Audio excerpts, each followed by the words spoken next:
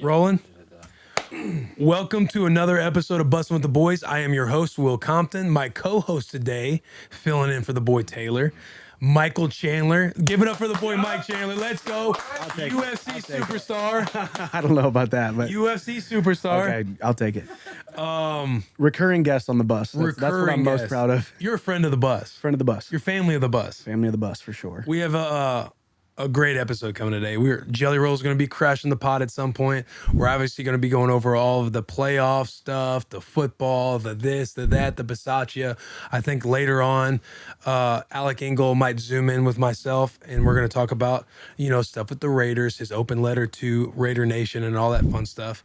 But before we get into the episode, we have to shout out the greatest partner on earth to Bust With The Boys, and that is the Chevy Silverado. Give it up for the Chevy Silverado, boys. 2021 was a big year for Chevy trucks. So big that Silverado has now made new headlines. And we're not just talking about the Silverado and the Low Man Award or Coach Prime and all the goodness that Dion brings to life in football. We're talking about product news. The Silverado ZR2, Chevy's new flagship off-road truck, was introduced in September, and in the spring, you'll be able to see it at your local Chevy dealership. We use Freeland Chevy out here in Nashville. Shout out the boys of Freeland. What's next for 2022? Well, just a couple days ago, Chevy revealed the first ever all-electric Silverado, built from the ground up on the Ultium battery platform that brings with it new power, new flexibility, and of course, new range of what's possible in a truck. We've seen the Silverado EV, and it's really cool on the outside, and on the inside, it's got all kinds of new features, all the bells and whistles that you'll love. Just a lot of firsts for an EV truck. Head over to Chevy.com to learn more and reserve your Silverado EV today. I mean, that was close to flawless. I mean, that's an almost fumble recovery right there. You know what I mean? Almost fumble recovery. Hey, we don't count it. We don't worry about the numbers. Yeah, I'm not a big numbers guy, but the facts are out there. What's up, bro? What's new? What do we got? Oh man, I just been following the Will Compton ups and downs and saga and just freaking getting after it. And then, for me, just training, getting back after it, fully recovered now and spending some time with the family. Dude, you had I will say, while we're on audio and this is on record, you did have a super nice tweet about the boy. I did. You can't get rid of him, man. Nobody. You can't get rid of him. Even if you try, you don't want to. I'm just saying, I read that and I was just, I don't know. Dude. I appreciated it. Well, listen, in the world of sports, you're around a bunch of different people, and of course, I'm not just saying this because you're right here. There's the really, really good ones, the ones who train and do things right, and then there's the really, really the full package, the boy who's got it all, who gets after it, just like you always talk about the lunch pail. That's me and you, man. There's a special connection with certain people that have just pulled themselves up by their bootstraps, and people make fun of me because I say that all the time, but it's true. Just you're a big bootstrap sport guy. Big bootstrap guy, but you show up no matter what team was going to call you, you were going to show up with your work boots on, put your best foot forward, and that deserves to be rewarded for as long as it possibly can. And here we are, year 9, dude. Year 9, baby. Year 9, baby. Farewell tour. Oh, Playoff maybe. Willy. I don't know, man. I think you got to give us one more year. Hey, you never know. You never know. I haven't signed the papers yet. There's been some calls here and there. Just some rumors circulating that I might be back out there ASAP. I'm just teasing everybody. Dude. But as I do say, before we get into it, I mentioned Playoff Willy, but we sold these Playoff Willy shirts. I'm wearing them today. I know the boys lost. It's crazy because these things would have done even bigger numbers had the Raiders won in advance, because Divine Diablo, the inside backer, he went out with a concussion, did not return that game. The boy would have been back in action. But anyway, I'm wearing this Playoff Willy shirt because we sold about 500 of these shirts. Boys, let's give it up. Big shouts to Raider Nation, everybody who bought these tees, because 100% of the net proceeds is going to the DC for Kids Foundation. They're big in the Children's Hospital. They have one of the biggest networks out in the California area, the highest quality of treatment from pre-birth all the way to young adulthood. But the reason I wanted to give to Derek's charity is because when I had got there, it was like the second day, or maybe my first day there, and practice and everything was over. All the meetings were over, and I was with the player personnel guy, and asking about, hey, where can I rent a car and this and that. And cars were going to like $250 a week, $250 a week. And I didn't want to spend the $250 a week while I was there. So I hit up Derek and I was like, hey man, you know, I put the text message out on Twitter, but I was like, hey man, I'm a cheap bastard at heart. Like, I don't want to pay this money. Do you have an extra vehicle? And he was like, oh bro, absolutely. Where are you at? And I was like, I'm at the facility. He's like, my wife and I will be there in 10 minutes. And he just let me get the truck. Never asked me questions about it. We were on the side of the road a couple of times because that passenger door's got a little shit to it. It is the F word. It is an F word. It's not a Chevy. But no, man, he was there, bro. And I'm telling you, within 10 minutes of me texting him and his wife's pulling up, and he's just an incredible human being. So doing all this ridiculous Playoff Willy stuff and making these funny shirts, I wanted to give to somebody like Derek. But That's awesome, man. Anyway, let's jump into it, dude. The playoff weekend. AB spoof. We need to do some more house cleaning. Oh gosh.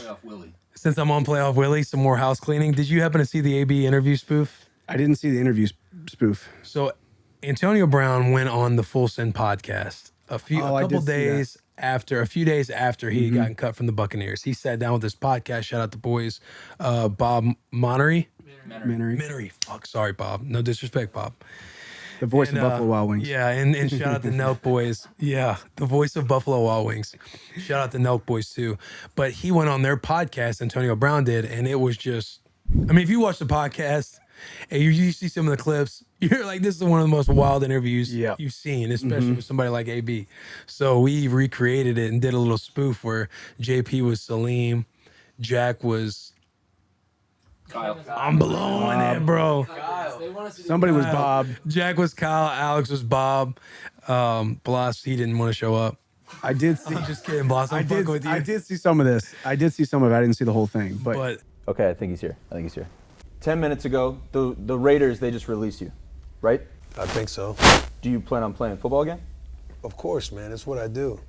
Football is who I am. Professional football. Playoff Willy. I still like to compete. I'm just getting started. I mean, man, you're going into year 10. Like, you're pretty old. Like, Fam. You always trying to bring that up. Like, I'm trying to come in here. I'm trying to kumbaya. You left a lot of money on the table getting cut? Bob, if it was about the money, don't you think I would have stayed? Be real. Don't you think I would have stayed if it was about the money for me? Yeah, but those playoff checks. The real question we all need to be asking is why I'm on a prove it deal. Why they called me so late in the year and they needed me? Why am I just on a minimum prove it deal? No, that is true because when I did see you sign, I was like, man, this is one of the best linebackers from Washington. And now he's with us at the Raiders. And I was just pumped up, man. We had such a funny time, dude. All the I think Bob commented too in the comments saying he wanted us to redo the Mike Tyson one, so we might have to do a spoof. We might just become actors now, boys. We all need agents. We all need individual agents. We're gonna start doing spoofs. What was the who said every Friday? Garrett, Friday Films. What's the new Friday Films? A new segment? We might just have to bring Friday Films to people every week. that's awesome. Yeah, look, Bob said it right there. Can you guys do the Tyson episode? Yeah. Yeah, dude. Yeah, I'd love to have Bob on. Bob, if you're listening or you happen to watch this or the clip, we might just clip this thing up. We would love to have you on Bussin' With The Boys. I would be super interested in talking about what your headspace was like that entire interview with AB, because Bob was the one person who was trying to ask questions, would try and stay there. And then it's tough when the boys on your own pod are kind of already established on the other side of you. Like when somebody's like, no, I'll be real. And he's like, all right, well, I'm going to need you guys to help me try to get stuff out of AB. I can't just do all of this on my own. But AB seemed like the kind of guy where he was going to give you some good gems anyway. Yeah. You know, I mean, he was, I did see a little bit of it when he was kind of giving life advice type of stuff, Yeah. you know, so I was like, you dropped a couple gems in there for dropped JP. a couple gems in there. I know JP's going to JP lives by him. He's pro AB. What else do we have for house cleaning items? For house cleaning, that's pretty much it. We don't need a rush. wanna JP go can maybe cut out this part. This weekend? Yeah, so this Saturday, we will be at Acme Feed and Seed partying our asses off for the boys in the playoffs. The boys are fucking the 1 seed is coming to life. January 22nd, Deuce returns to the football field. King Henry is back with the fucking boys, baby. Let's give that some energy, too. Let's go. Let's go. But we will be at Acme Feed and Seed. What time do we even want to go? 3:30, so we can go 1 or 1:30. They were actually waiting for us to tell them. I'm thinking 11 a.m. 11 a.m. Broadway's gonna be slammed because they're doing watch parties on the actual street. They're blocking. Oh, it off. Right. It's gonna be They're blocking it off. They're doing a lot of watch parties, similar to when the Preds were in the playoffs back in, when was that, 17 or 18? But massive. Broadway's going to be jam-packed. Everybody be responsible down there. But make your way to Acme Feed and Seed. I do think we need to get in there early. Partially because I can be there earlier. Because I'm trying to finagle. Partially 'cause I gotta be somewhere else. Hey, I'm trying. Yeah, he said, partially I got to be somewhere else. You want me But- to say 11 right now and see what they say? Yeah, 11 o'clock, Acme Feed and Seed. You got to start the pregame, dude. You got to start the energy early. Everybody in Nashville and who's a Titans fan out there is going to be wide awake like it's Christmas morning when Saturday hits. Oh yeah. Oh yeah. The mimosas are going to be pouring, the Bloody Marys, the beer, the piggybacks. I know people are going to be slamming piggybacks by Whistle Pig out there, but everyone is going to be in the spirit, and we got to be there early. We got to be there live. And yeah, partially, I'm trying to finagle some pregame sideline passes because a Playoff Willy, I'm trying to make an appearance for the boys. I'm trying to do some daps. I'm trying to, Gonna hug be some on the babies. sideline this time? Yes, I'll be on the Titans sideline. Okay. Yeah, because the Raiders lost. Truth be told, guys, if the Raiders win that game, and I'm not back on the Raiders this week, I would have went to the game wearing black, rooting for the Raiders. Why? Number one, because I would get a Super Bowl ring if the Raiders win, like an actual one, not like Taylor's like, oh, I'll get you a ring too. We'll get you some custom ring made that's like the playoffs that you'll be like the Titans or whatever. I want both the boys. I want all the boys to succeed. The hard part is they would have been battling in the divisional round. And the last several weeks I've been on the Raiders, bro, I'm a Raider. I've been a Raider. And the way that the organization has been, trust me, I love you guys. I love Titans Nation. I love the team.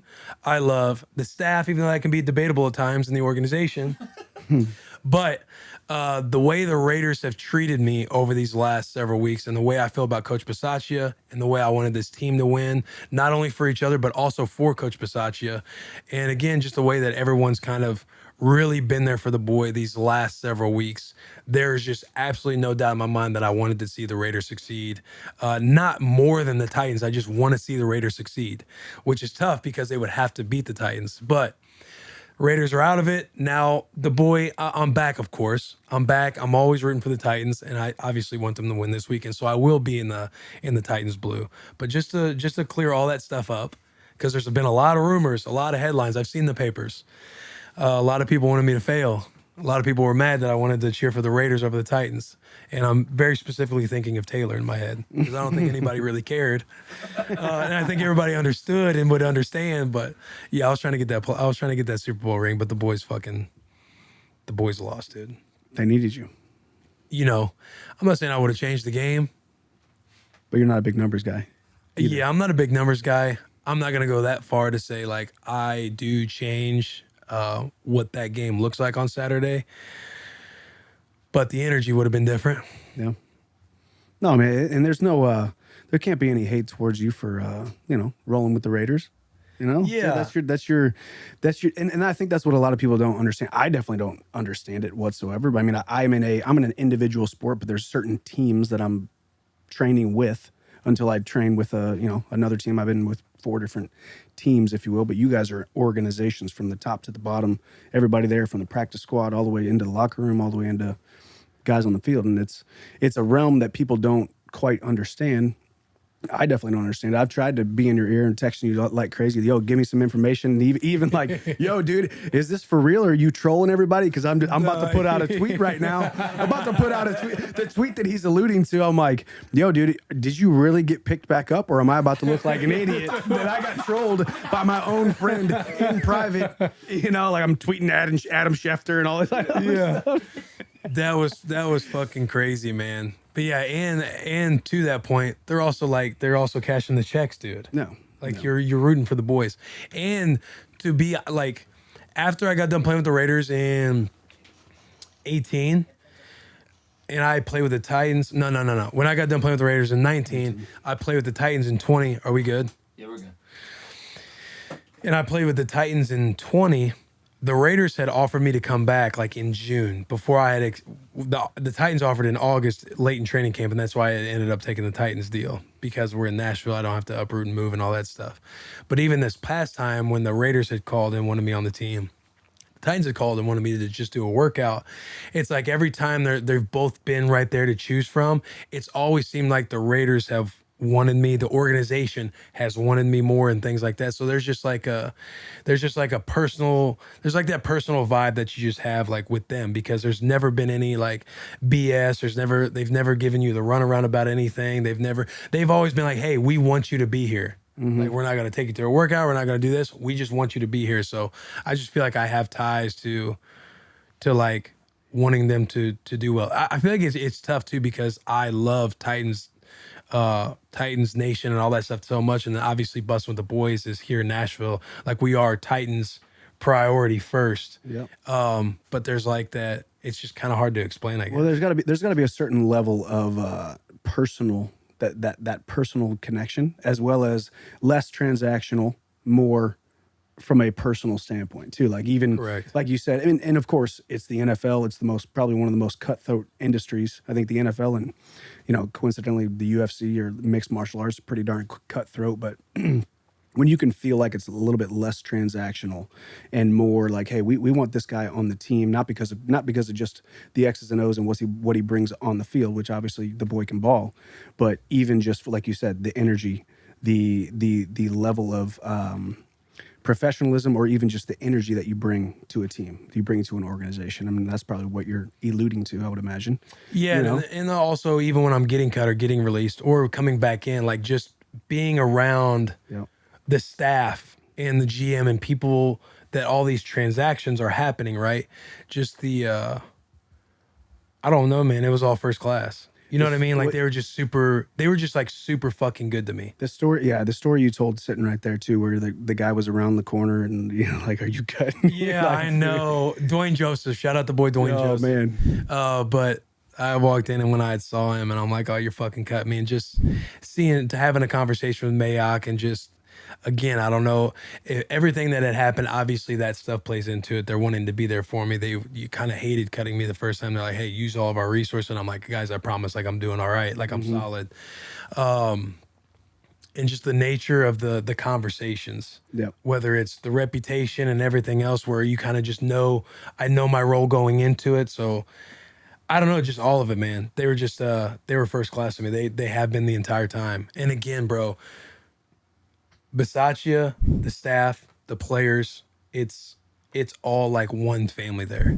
And you hated seeing the headlines that were coming out of Vegas, because obviously they've been through so much shit this year with like dumb choices by some of the players, and obviously Coach Gruden being gone, getting canned and stuff like that. And just seeing the good vibe and the cohesiveness of that locker room, like how much guys leaned on each other, the leadership, the player leadership, the coaching leadership, how much guys wanted to just win for that man, Coach Bissacia, which, again, I'm going to try not to get too much into him, because we're going to have Alec come on later and we're going to talk about Coach Bissacia, but how much they wanted to win for that dude too.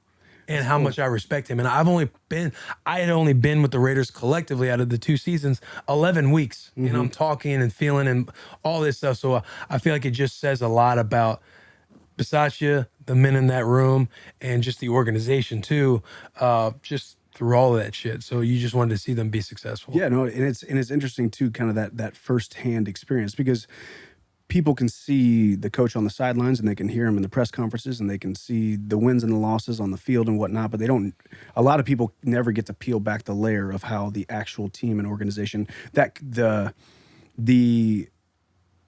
internal, not the external. Everybody gets to see the external, the X's and the O's and the wins and the losses and the on the microphone during the press conferences, but they don't see the stuff that goes on behind the scenes. Same thing with mixed martial arts. My experience of the UFC, a guy like Dana White, who's constantly on the TV, constantly on microphones, and people have their opinions of him and how he runs and operates his business. But then there's the complete opposite end of the spectrum with a guy like me, who's completely into it, completely in the inside, and completely gets a feeling. I don't remember everything that he's going to say, but I remember how how I felt in these negotiations, how I Right. felt in the locker rooms, so to speak, or in these venues, on the conversations, how you feel that it's more than just transactional. Even though as you know, in the Hey, NFL, it is and in what the it UFC, is. it is what it is, and the show continues to go on. I think No matter what. the biggest mistake we can make as athletes, especially in an individual sport like mixed martial arts or even on the football field, is thinking that you have more of a stake in the team or in the organization, or they need you more than they actually do, because the show will continue to go on. Right. And that's one of the hardest things to accept. But once you do accept it, then you can look at it with an unfettered lens of, okay, I'm just going to put my best foot forward. I'm going to do everything I possibly can for as long as I possibly can, Yeah. Year 9, year 10. Right. You were alluding to that too on the last podcast about just how you make people feel. Like, at the end of the day, you don't remember what they say, you don't remember what they did, but you understand how people made you feel. And two, going off of that, did we have a question about? I know I've been asked, like, handling being cut. The amount of times I was cut this year, the couple times I was cut this year, and jumping from team to team. Did we have a question? Because I want to be able to shout out that fan. Right. How mentally? This is from Caleb Gray at SureBando7. If you're watching on YouTube, obviously it's going to be sitting up there. But how mentally strong do you have to be to go through the NFL, especially the way you are currently getting signed, and released by teams? And obviously, mentally strong makes it sound like this big. What's up, Jelly? Baby. Shout out the boys at Cross Country Mortgage. No free shout outs, of course. The great thing about hanging with your boys or girls is you get a lot of different point of views, but nobody has all the answers every time unless it comes to your mortgage. That's where Cross Country Mortgage comes in. Whatever you're debating, whether a new home, second home, refinancing, they have everything to cover everyone. And they close on average in just a mind-boggling 21 days. Not a month like majority of people. 21 days, that's 3 weeks. Cross Country Mortgage has a team of loan officers dedicated to getting it done and finding you the best possible loan terms available. They have an average close time of 21 days, which is ridiculously fast. I know I already said that, but it was also a little point. With huge variety of products, they cover everything from renovations to refinancing and everything in between. Go to crosscountrymortgage.com/barstool. So Cross Country Mortgage can take care of you through the home buying process. Damn, I was trying to bring that one home. Cross Country Mortgage LLC, NMLS 3029. All loans subject to underwriting approval. www.nmlsconsumeraccess.org. But we were talking. So I was about to answer this fan's question. How mentally strong do you have to be to go through the NFL, especially when you're sign, release by teams? Mike and I was going in on a conversation. I don't know, how can you summarize it so Jelly can be involved and we can catch him up on what we were just talking about? You went on that tangent of making people the way you feel. The sooner you accept what's out of your control. Yeah, I mean, especially in this. I mean, in all three of our industries, whether it's music or athletics in the NFL, or me winning fights, losing fights, maybe getting a contract, not getting a contract, the ups and downs, losing sponsors, keeping sponsors. It's just, you got to understand too that the journey is the goal sometimes too. Like, we always get focused on that one goal, when really, what if it's just the journey to get there that is going to make you the man or the woman that you are, so you're galvanized on the other end of it. You're the man that you become by getting cut, signed, like all these different things you do, all the different things that we've been through, it's just a part of the journey. Your quotes and one-liners always give me fucking juice, dude. Because you reminded me, it's like the goal is the process. Like, journey is the goal. I think. Have you ever been cut? No, I haven't, but I have, dude, I'll tell you what, I've had tears in my eyes, rolling my suitcases back up to my house in San Diego after losing 3 fights in a row. I went 688 days without winning a fight, and I thought I was going to. Right, that wasn't that long ago, was it? It was 2014. It was like 2013 to 2015. And it was like, and I had just gotten married. I'm supposed to be providing for my wife, and I can't win a dang fight to save my life. So I'm. And you also have bigger goals of like getting to the UFC and all this stuff. So it's kind of. I bet you went through some sponsor shit then too, where some sponsors bailed on you. Yeah, which is and in my industry too, it's kind of interesting. It doesn't matter how big the platform is. I mean, it's all about relationships. Can you, because no matter what, it doesn't matter if it's the biggest bank or the biggest commercial dealer or the biggest record label or whatever. It's still heartbeats and people behind those decision makings, and you got to have a good relationship. Do you have a good reputation, a good relationship with those people? So, but yeah, it's been ups and downs. Well, I'd love to hear what Playoff Willy had to say about this. Yeah.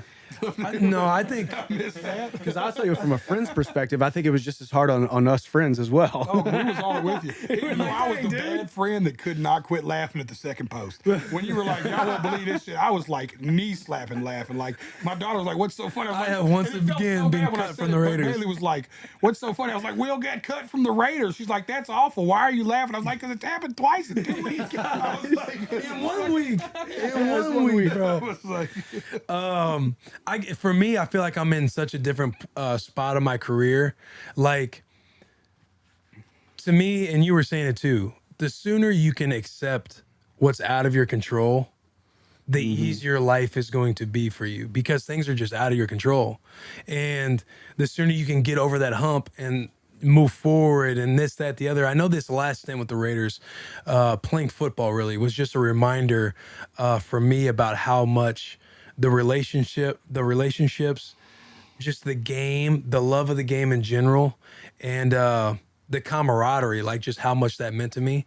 So no matter what had happened, because number one, when Bissacia first called me, he was like, hey, I don't know how long, you'll be with us because injuries and stuff like that. But he's like, I'll guarantee you without guaranteeing you that I'll get you as much as 3 games as possible, because if you get 3 games, that's a credited season. Right. So he knew I had wanted that before I went out there. So Bissacia is a guy who kind of keeps it real with you the entire time you're out there. The second week I was there, I was about to get cut and put on practice squad. He was like, hey, we might cut you today. We'll put you back on practice squad, and then we'll use 2 elevations. That'll get you your 3 games. We got to manipulate the roster around because of injuries, tight ends coming back, like different positions coming back. Right. And so he's somebody that's just always communicated with me and been transparent. Is that normal, by the way? I don't mean to cut you No. off, but like, does the head coach usually call? No. Okay. No, does not usually disclose a lot of stuff, like all the transactions It and would everything normally else. be your positions coach, or I mean, usually you just get a call, hey, can you come to the facility and bring your iPad? And then you're getting cut. So then you usually just know what time it is. I think for me, being 32, and playing for Bissacia and kind of having a little bit of a relationship with him throughout, since I've been on the Raiders the first time, you kind of just have the relationship to say those things or call him up and kind of say, hey, here's what your role's going to be. Because I'm not a young guy anymore. It's not like, I know when I got cut when I was younger or bounced from the Washington football team to the Titans, like, it's a different approach with like the mental strength. But for me, you kind of know some things are coming. Yeah, I was bummed and it sucked, especially before the playoffs. I was really wanting to be a part of the playoff run. But it's honestly just accepting what you can't control, like, and knowing that plays nothing into the next decision that you're about to make. Like, okay, I got cut. Now what do I do? How do I embrace this shitty situation? that's maturity, man. That's the wisdom of the wolf. I You're think young, it's the taken young a wolf. while to like be that way too, like, because you're in such an uncertain, like all of us, we're sitting here, we're in uncertain industries, Oh, yeah, right? To where the turnover is rapid, especially in football. I know with the UFC, I know once you get established in music, you can kind of ride that, have that momentum. you're still only as big as your last hit. Yeah. Make no Okay. mistake. Yeah. Like, he's as big as his last fight. You're as big as your last season in the NFL or who you played for, what position you played. Make no mistake. Lucky for some of us, I'm blessed that I have a family, like a real fan base that's a cult following. But ultimately, all these big decisions outside of the ones that are going to ride with me no matter what, if I don't put out a good song this year, nobody gives a fuck.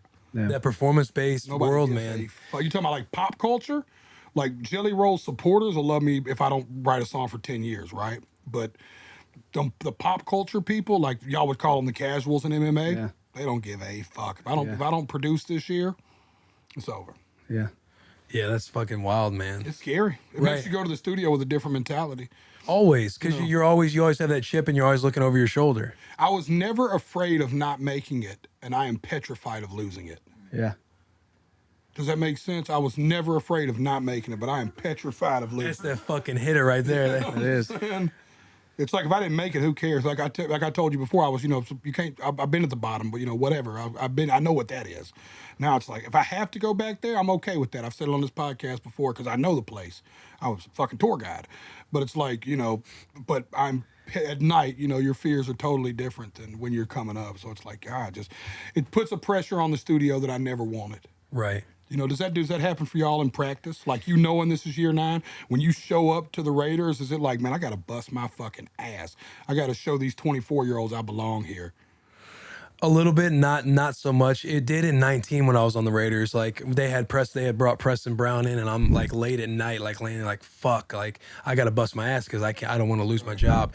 In this one, it's like I knew so much about what it was before I had gotten there. Not that I knew I was going to get cut twice in a week and stuff like that. And, COVID and my mom passing and stuff like that. You don't know that that's coming, but you kind of know what your role is going to be in it all.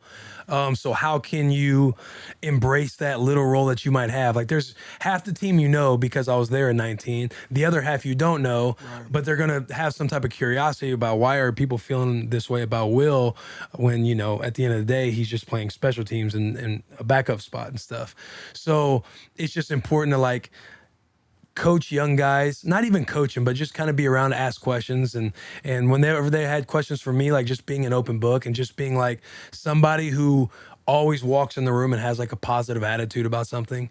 You know what I mean? Like especially recently, and I know people care about me and stuff like that, but sometimes I'll be around people and I'll be like, damn, they seem to feel worse for me than I actually feel for myself right now. Because when you do get cut, and for people who are absolutely curious based on hard times that they might be in or whatnot, like if the minute I do get cut, I can think, damn, why am I not getting another chance? Like I just had COVID. I was sick for a week.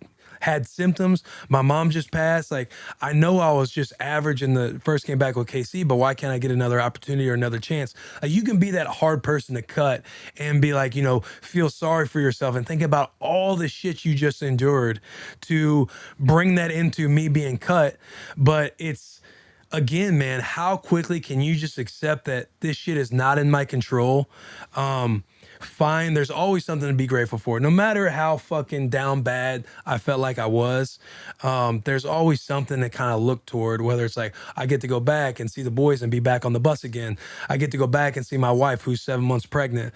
I get to go back and I can call I can get on the phone with my dad a little bit more. I can do all these different things. And then, how can I spin it to embrace this uncertain situation and bring humor to people by being cut, or showing people the inside of like, yo, I'm getting cut.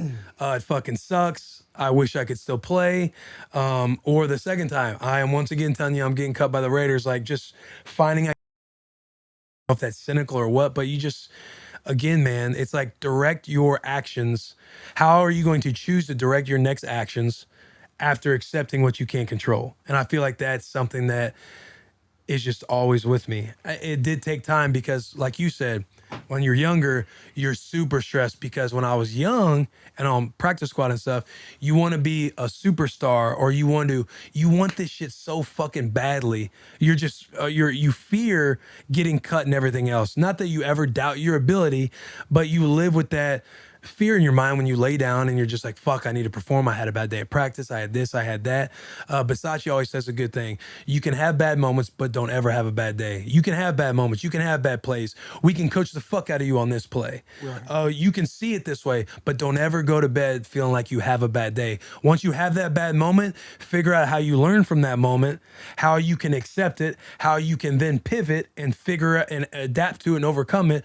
And then from there, that is the positive in that bad moment. Therefore, you don't eventually have a bad day. You don't ultimately have a bad day. Was it like that for you in the practice room with big fights? Was it more pressure? Or? Man, You've been doing it since wrestling since you were a kid, so it's just like, no, this is just because that's an individual sport too. Like you're fucking. I know the fears that come in with when I was growing up wrestling. My brother was a stud, but like I know the fear. Like you're going on the shout out Cody Compton. Shout out Cody Compton. No free shouts. No free shout outs.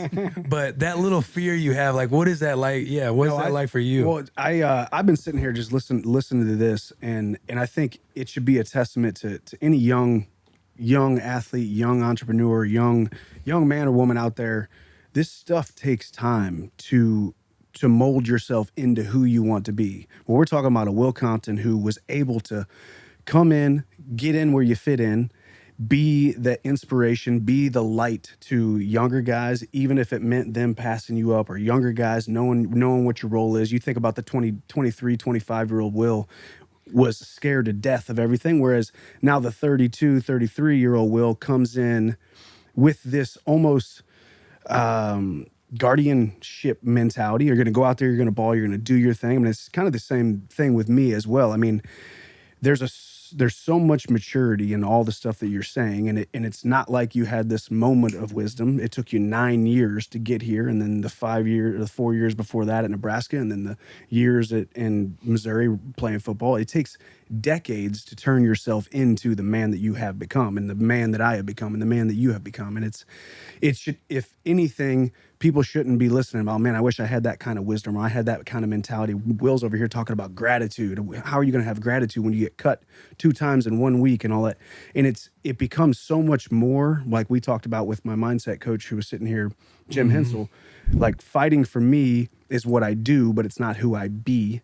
You know, it's not who I am as a person. I am not fully encompassed by the sport of mixed martial arts. And I have become a man inside the sport who can govern, negotiate, and navigate this entire life based upon all the experiences that I've had, you know. And when I was younger in my career, I had the blessing and the curse of getting shot out of a cannon. 18 months into my career, I was the number 3 lightweight in the world. And everybody was talking about, oh, we want to see him go fight in the UFC. So that brought about a lot of self-inflicted pressure, self-inflicted pressure where I'm sparring with the guy and I get hit, and all of a sudden I think, well, shoot, now I got to go get it back. And now I just lost a round. If I'm going to lose a round to this quote unquote nobody, how am I going to be the best lightweight in the world? And we start to put all this pressure on ourselves. And then you can only do that for so long, where you either crash and burn and never make it, or you crash and burn, pull yourself back up and pull yourself out of that valley. For me, it was three losses in a row, 688 days without winning a fight. And then all of a sudden, you do get to a point, and you've probably felt this too, like, this thing isn't that big of a deal. You know, I put so much pressure on myself, like this whole thing is the end all be all. And that's probably a good indicator that you probably have a little bit too much of your self-esteem, your self-worth, your self-image tied up into what you do. Yeah, your identity. Which you gotta, you can't sit here and say that you can't have your identity in it, maybe not fully, but it needs to be in there, or else you're not gonna get to where you need to go. You definitely have to have some obsession with who you are and what you're doing. But yeah, you have to, I feel like, have that perspective that you aren't fully what that sport is, like Will Compton, the football player, and all this stuff. Because once that identity gets attacked, you are very like triggered, and you can like emotionally react back to it. Yeah, and it's just it's a self-fulfilling, self-defeating prophecy a lot of times too, when you kind of get in there, and we've probably all gone through it, you know. And it's a beautiful thing, and it's a blessing, and it's curse. But once again, it's that journey that we talked about, the journey of getting to where you want to go. It really was the goal. The goal was being the man on the other side of this trial, this valley, this hardship. Right, Jelly. What's like getting cut equivalent to in your industry? I can tell you, or is it just like people just stop fucking listening, and then you're kind of in your own head with it, right? Your biggest fear is that my nightmares are one day everybody wakes up at the same time and decides, well, we're over the Jelly Roll guy. You know what I mean? Like, yeah, bro. erased from everybody's personal playlist. And I know it's an unrealistic thing. It's good to be sitting here talking to y'all. Like today, I came in here and dealt with my depression, helped me so much, because I am in the opposite space mentally of y'all two. I am working on my new album, and there is so much pressure in the writing room. Gotta be. And it's like, I've never, you know why? Because I never had a bar. Right? I never had a bar before. It was like, I've just wrote thousands of songs. So, and the good news is I know one thing about myself. I'm willing to write thousands of more because I love it. So I know I'm going to write another good song sometime, right? So it's like, because I'm willing to write thousands of bad ones. But that's cool. But it's like totally different, because for the first time when you meet new producers, right? You walk into the room, they was like, hey, I was thinking, we love Dead Man Walking because it's like number 20 something on rock radio. Can I get one? There we go. Hey, 20-something on rock radio. Let's go. Jelly Roll. Shameless plug, man. My first song ever is at the radio. Plug away, man. My first song ever is at the radio, and it's doing beyond any imagination I could have had. So he's like, I love Dead Man Walking. I was thinking something like that, and I was like, oh, I got a bar now. Like now it's not like just let's write a good song. It's like, can we write a Dead Man Walking?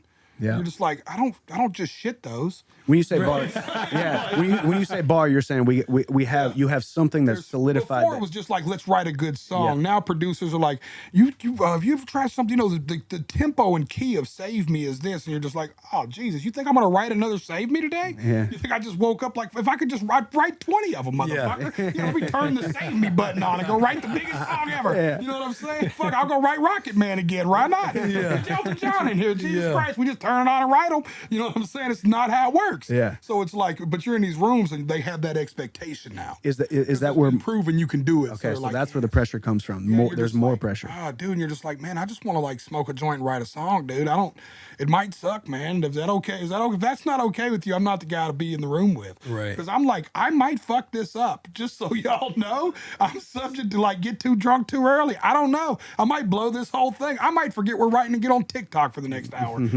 Please put no faith in me to come in here and write another "Save Me" today. Yeah. Because I don't have the, it's like, that's not what it's the old days, those songs were written because I just showed up and blew one and was like, yeah, man, let's just write a song. And now probably because you not like string bad days, but you just have your own process. Like, hey, it's gonna come when it comes. Yeah, for sure. And now you feel like the expectation of being in the room with these writers, like, hey, you guys are expecting me to pop this thing out, like, what, within the next couple days or what? Oh, dude, listen, they do factory writing.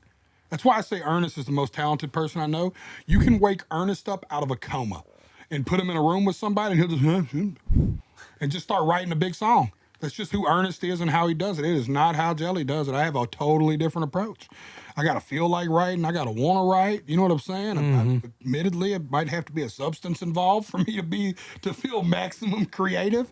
You know what I'm saying? Where Ernest, you could literally wake him up dead sleep. Hey, man, sit up, man. I got an idea. He's like, yeah, me too.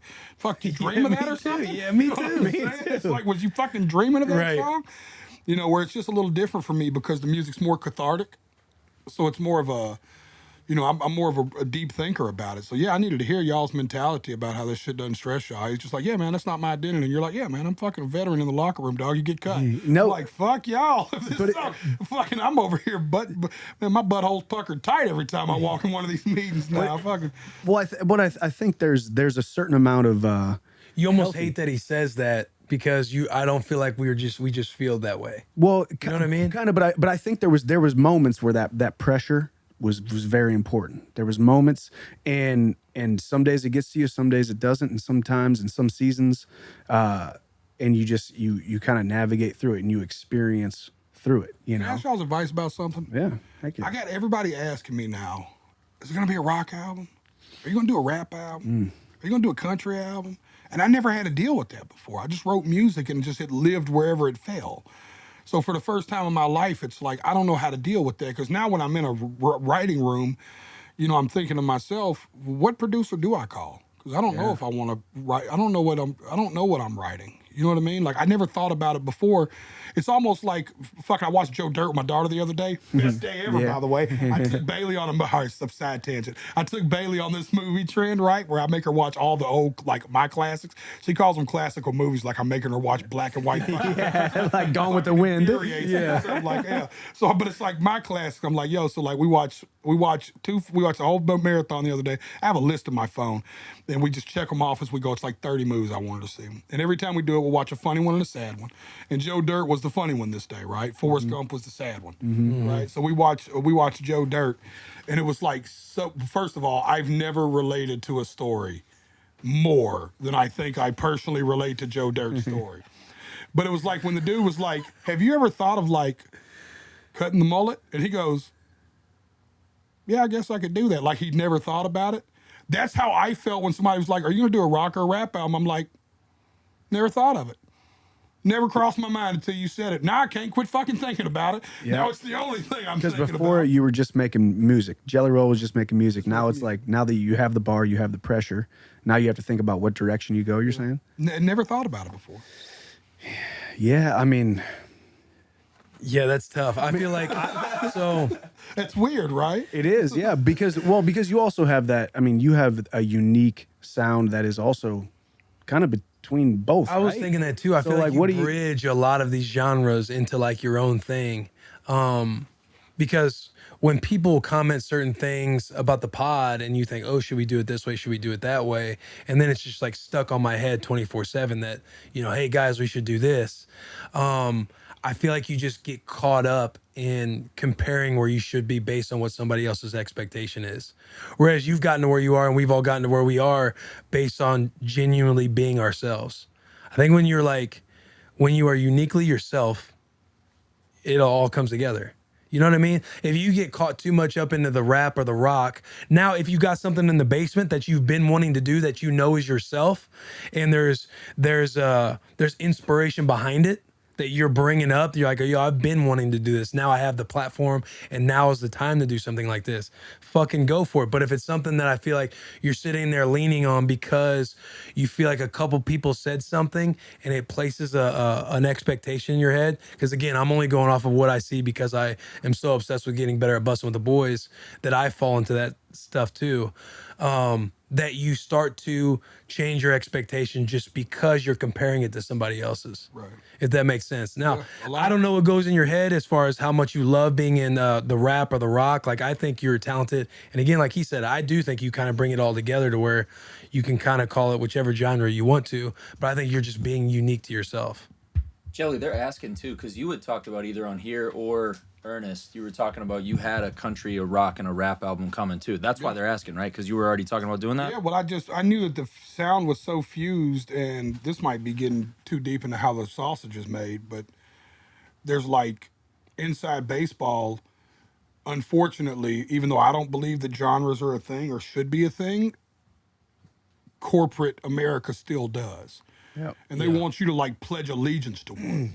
You know what I mean? Like when you're on, I gotta walk a fine line here. When you're on rock radio, rock expects you to represent rock music, which I think I do represent the spirit of rock music better than anybody. I mean, y'all know who I am.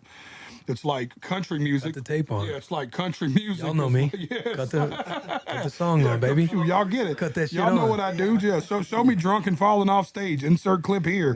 But it's like, country music is like, dude, I could sing, Amazing Grace. It's gonna sound a little country. I'm fucking from Tennessee, dude. You know what I mean? I can't help how I sound when I sing. Period. It's just it's a textural thing, right? Yeah. I can't change that. And I grew up in hip hop, so I feel like I feel like one of them Mormons or something. These are my three wives, and I love them all equally. It's like, what it's like, and we all have a unique relationship in our own way. So it's been trying to figure it out. But you saying that and that's what I've been trying to preach to myself. I needed an affirmation. Is that what they call it? Mm-hmm. I needed an affirmation. I needed somebody to confirm my thought was like, just do what you do. And let them figure out what genre it is. That's what I need to do. Just turn music in and go, y'all figure it out. Guys, the whiskey distillers at Whistle Pig Whiskey have cut loose. Guys, the whiskey distillers at Whistle Pig Whiskey have cut loose. The piggyback barrel aged craft cocktail is in a can, and it's so much better than a seltzer. It's a crisp, refreshing, but super bold and flavorful. You heard that, baby. I don't think there's anything like this out there. It is so refreshing, bold, and balanced. Whistle Pig's take on this is a more flavorful seltzer, and it's at 8%. Sign me up. It's made with 100% estate-grown rye from the Whistle Pig Whiskey Farm. Who knew you could innovate with rye in so many ways? The fruit in its barrel aged in whiskey barrels, given its whiskey notes. Now, I am a big whiskey guy, but this is going to be my go-to for tailgates. Yes, out on the boat, for the bonfire, and honestly perfect for any kind of kickback type of outing. My favorite flavor, hands down, is the fresh ginger lime, which I think is what's right. Oh, no. This is the blackberry lemon fizz, baby. Fresh ginger lime is the best one. Yeah, but I tell you, there's something about the blackberry lemon fizz. They also have a session citrus mint. Yes, you heard that right. Visit piggybackrysmash.com. That's right. Piggybackrysmash.com for more info, and make sure you grab a box in selected stores. All over Tennessee. Listen, man, Whistle Pig is the best, and the fact they found a way to put it in a can with flavor is even crazier. because nothing Talk to him. messes with the pig. Talk to him. I'm telling you, dude, we were at a pre-Grammy party one time for Yellow Wolf with Interscope Records. It was a private party, right? And it's like the night before the Grammys, and all the big wigs are there from Interscope, and Yellow Wolf's performing Till It's Gone and all that stuff that was just mega hits, right? And I'm with Yellow, and we're upstairs, and they are giving it's catered by Whistle Pig, and they're just giving free shots. Never heard of this liquor because at the time I was way too poor to afford it. So I was like, this is crazy. So because it was free, I drank as much of it as I possibly could. I got absolutely redneck drunk right there in the middle of this big Grammy party. And I met Paul Rosenberg, the guy who does all the Eminem stuff. Yeah. Have y'all ever seen him? Yeah. I thought he would look like you. Right? In my mind, he would be, you know what I'm saying? Right? You feel me? Harry. Right? In my mind, I thought he'd be a littler fella, you know, kind of, because that's how he sounds on the song, like more of like a business guy. Dude, this dude looks like a goddamn offensive lineman. This dude is like fucking 6'6" with the shoulders of Taylor Lewan and the girth of Roger Saffold. I was like, what in the fuck is happening right now? I shook his hand and was like, holy fuck, you sound so different on the Eminem songs. I was that drunk that I'm talking to fucking Paul Rosenberg about what I thought he looked like. You know what I'm saying? Yep, shout out to Whistle Pig. Yeah, drink your Whistle Pig. That's a fucking fire little ad. Do you have to choose one producer for an album? No, you can have multiple producers. I always dance around. Yeah, I work the room. Okay. Yeah, for sure. So it's kind of one of my things. But it's like with new success comes new opportunities, which both of y'all get, which is new to me. Y'all been here a lot longer than me, right? As far as in the successful seat of life. So it's like I don't know about that. I kind of snuck in the back door and hoped that nobody noticed me. Attaboy. Oh no, man. No, Jelly roll, baby. Yeah, dude. But it's like, so with that comes Oxycontin in my system. Back with Lil White back in the day, man. So there's new opportunities there. So you're meeting with new producers, and you know you're doing the man dance again for the first time. You know, it's like, oh, okay, so it's like, you know, it's like dating somebody again. And it's like, well, I'm happily married. I don't want to start dating all over, but I know I need to for growth. Mm-hmm. You know, so I don't know. It's just been a unique thing I'm going through. And when y'all started bringing up y'all shit, you were like, yeah, man, I just, you know, fuck it, you get cut. I'm a veteran. I was just like, God, I needed to hear this today because it's not how I feel about where I'm at in my career. Yeah. I think this, whenever you get on the other side of the album that you're making, and then you see it for what it is, and then you realize you put way too much pressure on yourself during that time frame. And then to me, that's how I kind of learn and look back like, man, we took that shit way too seriously. Yep. And you can kind of like, all right, you forgive yourself and then move on and know how to approach it the next time. That's right there. That's where the rub is. I think and that's kind of what I was alluding to. It's okay to put that type of pressure on yourself to get what needs to be done, to then have the success or the failure. We've all gone through that, and look back and say, man, I put way too much pressure on myself. And then you grew to here. And now the next time you have a little bit of more of a unique perspective, and you're probably still going to put. That's that age thing you were talking about earlier, comfort age. Some things are meant for the skillet, some things are meant for the crock pot. Yep. Exactly. God damn, there we go. Let's go, man. You're on here dropping some jizz today, boy. You, man. Time under tension. Yeah, you know, like the longer the journey, the more the tension for the longer periods of time. Crock pot. Yep. Pressure cooker. And the good news is for the new album, I'm not in a rush. I gotta put that quote in my notes. In my life, I'm not in a rush. So it's like that's the cool part. I don't have to grill this album. I can smoke it. So I'm not in a rush. That's a good spot to be in too, because then you also know you're not making decisions based upon unrealistic timelines and expectations, and even just thinking about, okay, I'm gonna find the right amount of wisdom at the right amount at the exact right time to know exactly what moves to make, relationships to have, hands to shake, producers to pick, genres to lean towards, all those different things. I'm gonna dig deeper with y'all offline. All right, let's. This is a good transition. This is from Redcast Rob. RIP John Madden, definitely RIP John Madden. But Redcast Rob, as you continue to get older, how do you stay motivated every day, even on hard days? What do you focus on to get there? Mike, what do you got for us? I know you got some gems with that one. Man, I mean, well, it's an interesting time for me. Obviously, I'm getting older, and what I've been doing, you know, is mixed martial arts. I know that road will end in the coming years. You know, I'm closer to the end than I am the very beginning. So for me, I'm continuing to take a step back and look at my life from a 30,000 foot view of who Michael Chandler is, who he is as a father, a husband, an athlete, a businessman, all these different avenues. Relationships have become more important to me because I've been so focused on my craft, and eventually that craft ends. So then you're only going to be left with what you've built, the legacy that you have, and the relationships that you have around you, which you can continue to create more relationships. But I mean, for me, I have been thinking about, because my career isn't over by any means. So I have years left ahead of me, but I know eventually this thing's going to end. And I think about, okay, how do I want to be remembered? And because people ask me that all the time, like, hey, what do you want your legacy to be? And really, I think part of my legacy is never thinking about my legacy. It's just constantly working every single day, you know? So as I've gotten older, continuing to take care of my body, continuing to squeeze every ounce of happiness and joy and impact I can out of this entire career that I've had for such a very long time. And then starting to lay the pieces of the puzzle together for what's next. How do you stay That's all I got. motivated though? On the hard times, especially I know you deal with depression and stuff like that. Like, how do you stay motivated on the fucking hard days? Do you have experience in being motivated? Or I know when you get in the tank, like, I don't know about all the clinical depression and things that can go on, but I know when you get in the tank, you can kind of be in the tank. Yeah. But on days where you're kind of toeing the line, you know, on those hard days, how do you guys, like, you know, stay motivated? I got to write. That's your outlet? That's my outlet. I got to write no matter what. Some days I'll be really down and my wife will like push me out the door, like, go write. Like, go to the studio by yourself and just pick up a pen. And she's took my phone from me before. Like, just go up there and open up your laptop and just write. And that's where, you know, some of the best songs of my career came out of too.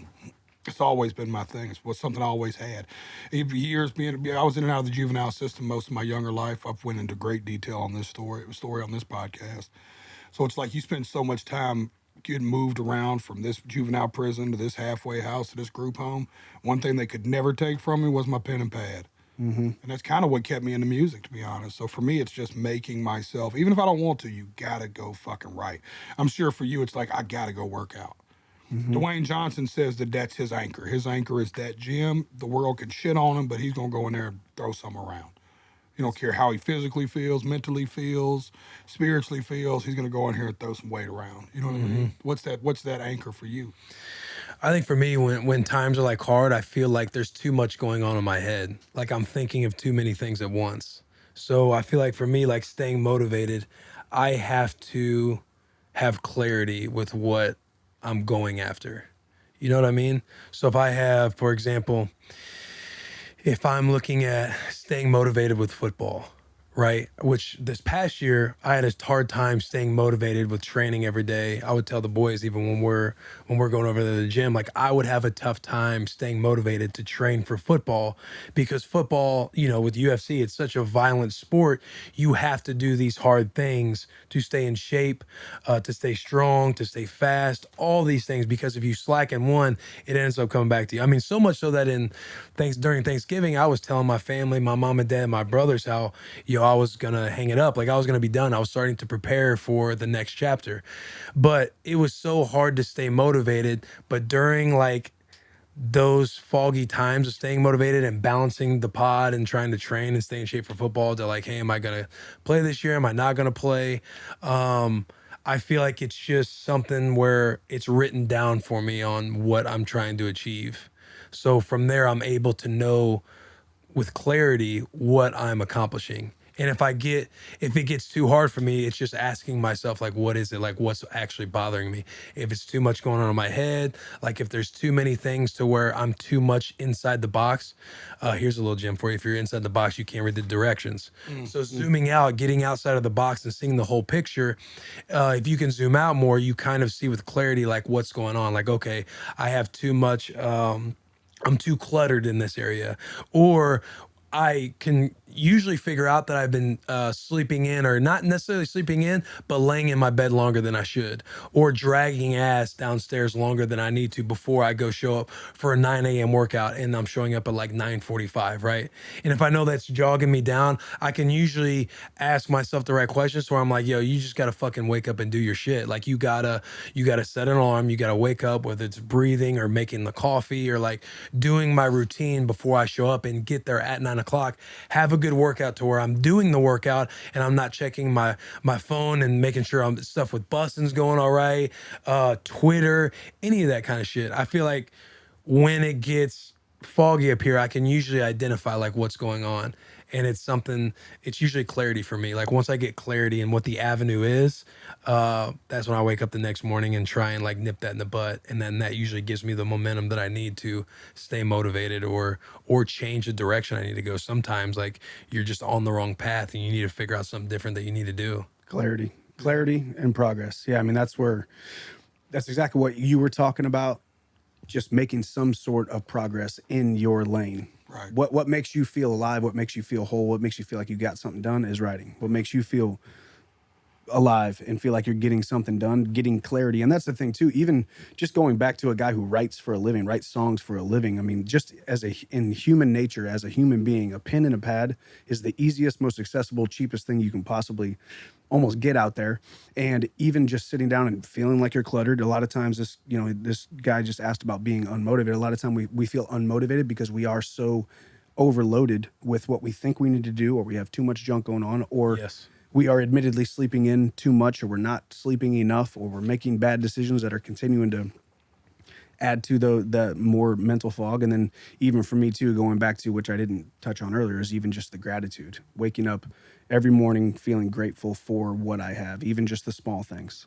I find myself when I'm in my most grateful state, when I'm continuing to think about the little things that I do have, the little wins that I do have, the blessings that I do have in my life, it's kind of hard to be foggy, negative, unmotivated, so that's what really helps me. I've learned to really zero in on what I need, right? Like sometimes when I'm really depressed, I'll have a need that I don't realize is a need until I really think about it. Like little needs, like every now and then I need to get in my truck and drive to this old country diner that I drive to. It's like an hour outside of town that I go clear my thoughts.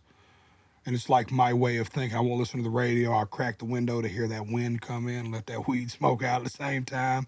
And I'll drive out there, just dead silence, phone off. And every now and then I just need that. You know what I mean? Every now and then I need to go see my uncle. He lives out in the country, and I'll just drive out there and just pop up and knock on the door. They always think something's wrong. No, I just needed to come see you, man. I don't even know what I needed to talk to you about. I just felt the need that this is what I'm so caught up in, this other shit, this daddy shit and this jelly roll shit, that this husband shit, that I just, I need to get caught up in somebody else's shit. What are you doing? What's happening around here? You killed anything lately? You still cutting the grass? What are you doing out here, old man? You know what I'm saying? Get me in your shit for a minute. Yeah. You know what I mean? I need to get away from my shit. And that helped me a lot in my depression, is learning those moments of like, if I ever call one of y'all and I just start asking you questions, I just need to get away from my shit. Drag me deep into yours. That's you know what I'm saying? It's just well, which too, you gotta mention too, even what you said earlier. You knowing what you need. Sometimes you need to take that ride. But having people around you that know what you need. Like you said, your wife takes your phone away from you. Just go up there and write. You need this. Yeah. Having the people around you that know what you need and are willing to, embrace it with you, and knowing exactly they know you as well as you know themselves, whether that's your significant other, whether that's your team, whether that's your business partners, whether that's your family, whatever it is, the people around you knowing what you need as well. Right. If you're somebody who doesn't have people around you or someone around you, I think that the common denominator of all of our answers too is you end up getting to the point of the conversation you're having with yourself, to where you ask yourself the right question, or you get to like, yeah, I need to go do this. I need to go out to my uncle's. I need to call somebody and do this. You get to figuring out like what that question is that you need to answer, and to have the clarity. And then from there, like you said, you make progress. Like once you get progress, like that's what humans usually need to begin with, is just finding some kind of progress and some kind of momentum. What do we got next, Alex? Want to jump into football?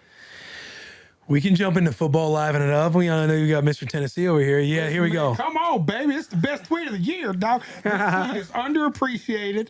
I demand more retweets on it today. Send this up the flagpole for me, pimp. We are. I know a lot of people over here. Run this down for me, We're dude. shifting the energy. We're getting in the Titans playoff.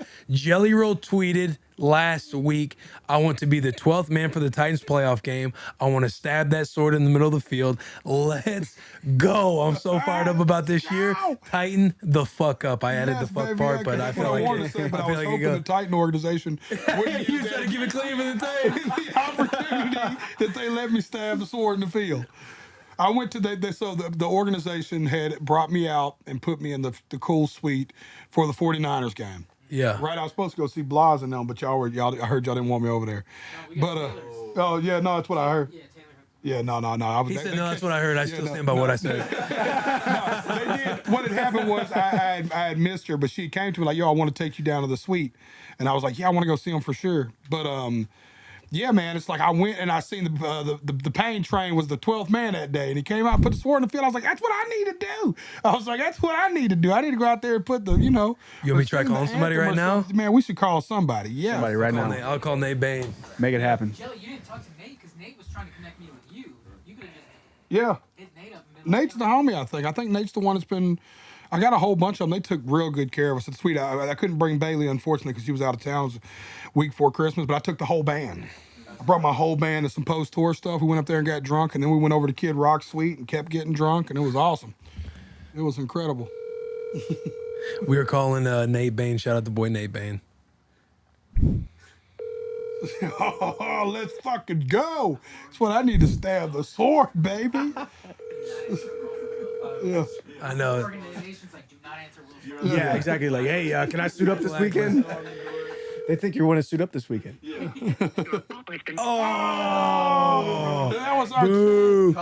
He's on the phone with he's on the phone with the other person that's going to be the 12th man Yeah. this week. Right Going now. through the We missed routine. it by 3 minutes, dude. Hey, and I do want to be out there this weekend. Yeah. I think Will's going to ask if he can be the 12th man. So I just went on this. Hey, can I be the 12th man? Yeah. So I just went on this rant on Instagram on the way here. Tech 9 got to perform at the Kansas City Chiefs halftime game yesterday. Wow, right. First of all, local guy to Kansas City, just watching him do it, we talked that week and he was like, I can't even describe my feeling. He just left sound check and called me. He's like, this is wild. And I went on this rant, and this is how I hope this plays out, because I want y'all to remember this and bring this back up in a few weeks. I hope we beat the Bengals, obviously, and I hope they beat the Bills. And I hope we get the rematch of the 2020 AFC Championship game here in Nashville this time. Now, here's history. Tech 9 and Travis O'Gwen hosted my family to the AFC Championship at Arrowhead Stadium in 2020. I want to return the favor, and I want to host them in Nashville for this one. And I want to beat that fucking ass, baby. Just like we had to walk out of Arrowhead Stadium with our head down, and Travis was a good sport about it, which I hope I'm half the sport he was, because I'm going to be going fucking crazy. And I tell you something else you can quote on here too. If we go to the Super Bowl, when we go to the Super Bowl, me and my daughter will be there, period. You already got the tickets? No, but there's not a price. I have a price in my head that I'm willing to pay. What are you willing to pay? I don't want to say it out loud. Because I got a couple tickets now. We need to talk. Dang, dude. Just kidding. Okay, I was gonna Dang, say, man. How much you willing to pay? I don't want to say it out loud, but it's the number I have. There's no way we don't get in the stadium. Dang, I believe dude, you. You just sold your tickets. You just sold your tickets. Over at Will. me. Yeah. No, we're not. We're not. You know, we're this not. is We're not great allowed to for start us. Super Bowl tickets. Okay. All right. Do you hear what I got for them? No, we have to. What I'm saying is, we're not allowed to buy our Super Bowl tickets and then upcharge and sell above the face value. Okay. Well, I'll backdoor we'll- you some. We'll keep Yeah, it we'll, down, man. we'll yeah. We can. I'll hit you You with know, a I'll little. throw them to you. I'll just Hit give you them with to a you. little. Where's the seats at? Yeah. For the pod, like You can put me I will up there give by you. I will Jesus. gift We're you the going in the pod. I building. will gift you the tickets to the Super Bowl. Yeah. Someone who can't buy tickets. Yeah. You know? Listen. Oh, well, y'all are in here Well, I think sniping for we my might be tickets. doing Oh, a man, giveaway. I got a 13-year-old We might be doing a giveaway for real, honestly. For everybody listening, yeah, I think we are going to be doing a Super Bowl ticket giveaway, so be on the lookout for that. I'm He done gave these tickets to me. He done gave them to y'all. Yeah, man. He done gave them to some fans on Twitter. All the boys. All the boys are getting outside tickets. The boys fighting for these tickets. No, we'll get you taken care of. No, I'm just saying we're in year 9. We're on the farewell tour. I know a couple people. This is the year to call in the favors. Shaw wants us to come out for the fight companion to do a fight companion during the Super Bowl. Really? Yes. The Calabasas. Yeah, we'll do that Saturday before the Super Bowl. Bro, Me and you. it's during the Super Bowl. It's on Sunday? It's on during the Super Bowl. Like, you know how they watch the fight and then do their fighter he companion? wants to watch the He wants that's to watch. Genius. I know. Yeah. I'll go with you if the Titans don't go to the Super Bowl, but if the Titans saying go that to the 'cause I Super know- Bowl, I know I'll be Taylor's all texting in. y'all, telling y'all what's up, because I'm going to be. Because I want to be at the Super Bowl too if they're in it. But I could do with, I could do with just watching it. With no sound. Huh? With no sound. Yeah, that'd be tough, man. If the Titans are in the Super Bowl, that would be tough. You can't listen. You're saying to watch it on the football companion? Right, yeah. I guess it would be called the football companion. The football companion with Brendan Shaw. I think I'm going to do the fight companion in the next month or two. I've been talking to him. Right. There you We'll go. go out there and get lit. We were I already get drunk, but I'm finna push the pace. I'm finna go out there and see what everybody's made of. Jelly Roll is Great. so funny, man. So you're gonna be out in LA no matter what. For the Super Bowl or in general? Yeah. Just in general during that week. I don't want to time stamp it in case I'm wrong, but I think I'll be out there for the next month's fight. Yeah. Like I'll just say it, I think. Yeah, I was I'm supposed supposed to go to Scottsdale to record the album. He was So I think I'm going to be out there and just fly to LA and do the Israel Adesanya fight. on the fight companion. Is that in Anaheim? Yeah, well, no, they're fighting in Houston, but I think Shab shits in Calabasas. okay. Yeah. So I'm going to do the fight companion with them. Yeah, we were talking about doing it for the national championship game, but there were so many moving parts that week of being cut, not getting cut. And I'm like, hey, I think I'll be able to come out now. I just got cut. He'd be like, okay, yeah, let me know. And then I got picked up the next day. Hey, man, I'm back on the team. I don't think I'll be able to make it. Because we were talking about before the Colts game, right? And I'm like, the way the Colts are playing, hey, after our last game on January 9th, I should be able to fly out to LA for the national championship on the 10th. And I was like, the only chance it might not happen is if we beat the Colts this weekend, which the Colts were hot. So it was crazy when we upset them and beat the Colts at Indy. And so when we beat them, I was like, hey, man, I don't know if I'll be able to make it because it looks like we can make the playoffs now. Did you know we had a 4% chance after that ass whooping in KC? 4%. We had the Raiders had a 4% chance of making the playoffs after that ass whooping in KC. Because of other teams needing to win and lose, you're saying? Or just your guys, Right. you versus them heads up? Well, I think like when they were going over it, like the chances when they're talking about the whole playoff picture, the Raiders had a 4% chance to get into the playoffs based on all the different variables of wins So and many losses. teams for had to other teams. lose. That's how the and so many- Steelers were, right? Yeah. Right. The big- It was that a crazy. big We deal. had two teams in the AFC that just kind of almost just blindsidingly snuck in the playoffs last game of the season. Right. And it looks like people were already talking about it, but adding those two extra teams, both 7 seeds got absolutely destroyed. Yeah. Who you think's coming out of that Kansas City Bills game? I'm I know you torn. want the Chiefs, Well, but that ass whooping the Bills were coming out with? yeah, I mean, I tell you what I was hoping. I was secretly hoping the Steelers would have won and just got Kansas City up out of Correct, because there. that would have been best. That would have definitely been I hate best to case for admit the that Titans. because I love Tech and them. They're my homies, but I was secretly go Big Ben. But it didn't pan out for me. I can tell you this. I think that they'll play at Kansas City, right? Yeah. Okay. Yeah, I don't know, man. It's hard to walk out of Arrowhead with a win. You've been to Arrowhead a few times, I'm sure, right? Yeah, it's nuts. But the Mafia's going to travel. Oh yeah, no, for sure. They travel here. Last time I walked out of Arrowhead, we just got done ripping up that logo midfield, breaking it down, and got them cheeks clapped. Yeah. What was the score of that game? Not good. It was my first game back. I was like, oh shit. Hey, I think it ends up being the it's Titans. gonna be a tough rest of the year, boys. I think it's the Titans and the Chiefs, and I think it ends up being the Titans and the Green Bay Packers. Ooh, overtime. I said it and I'm saying it. Hey, Blas, how you feeling about standing on that? it. Sucks to be wrong. Yeah, I hate it for you. Hey, the Niners started fast last night, man. I was fired up. They looked good, but the way the Cowboys were coming back at the end, they got to play complimentary football a little bit better. Yeah, no, I agree. You could also blame that on like the fact that they had a couple injuries through the game too, and then you could always count on Jimmy giving you a slight bit of hope. I mean, he tends to just to get careless with the ball and give you one that you could build on. So He's like Oprah. Is there any truth to the You get rumor a ball, that the you Super get a- Bowl might move to I'm Dallas? just kidding. He don't throw picks like that. I'm joking. That's a backup plan, right? Is it? I just heard. Hey, yeah, we got to cut that out. Sorry, Jimmy. Dallas or Miami? Jimmy, I ain't mean that. I was just making a joke. I heard it was Dallas. Come on the pod, bro. Are they enforcing the vaccination for the? And I heard, SoFi? listen, you know me, I'm obviously like the worst rumor mill ever. But from what I hear, is there is the backup, and it's supposed to be to Dallas due to some COVID shit. Yeah, he pulled up some article about it. So Jelly just looks like he has all the conspiracies, like all the rumors. That's what I heard.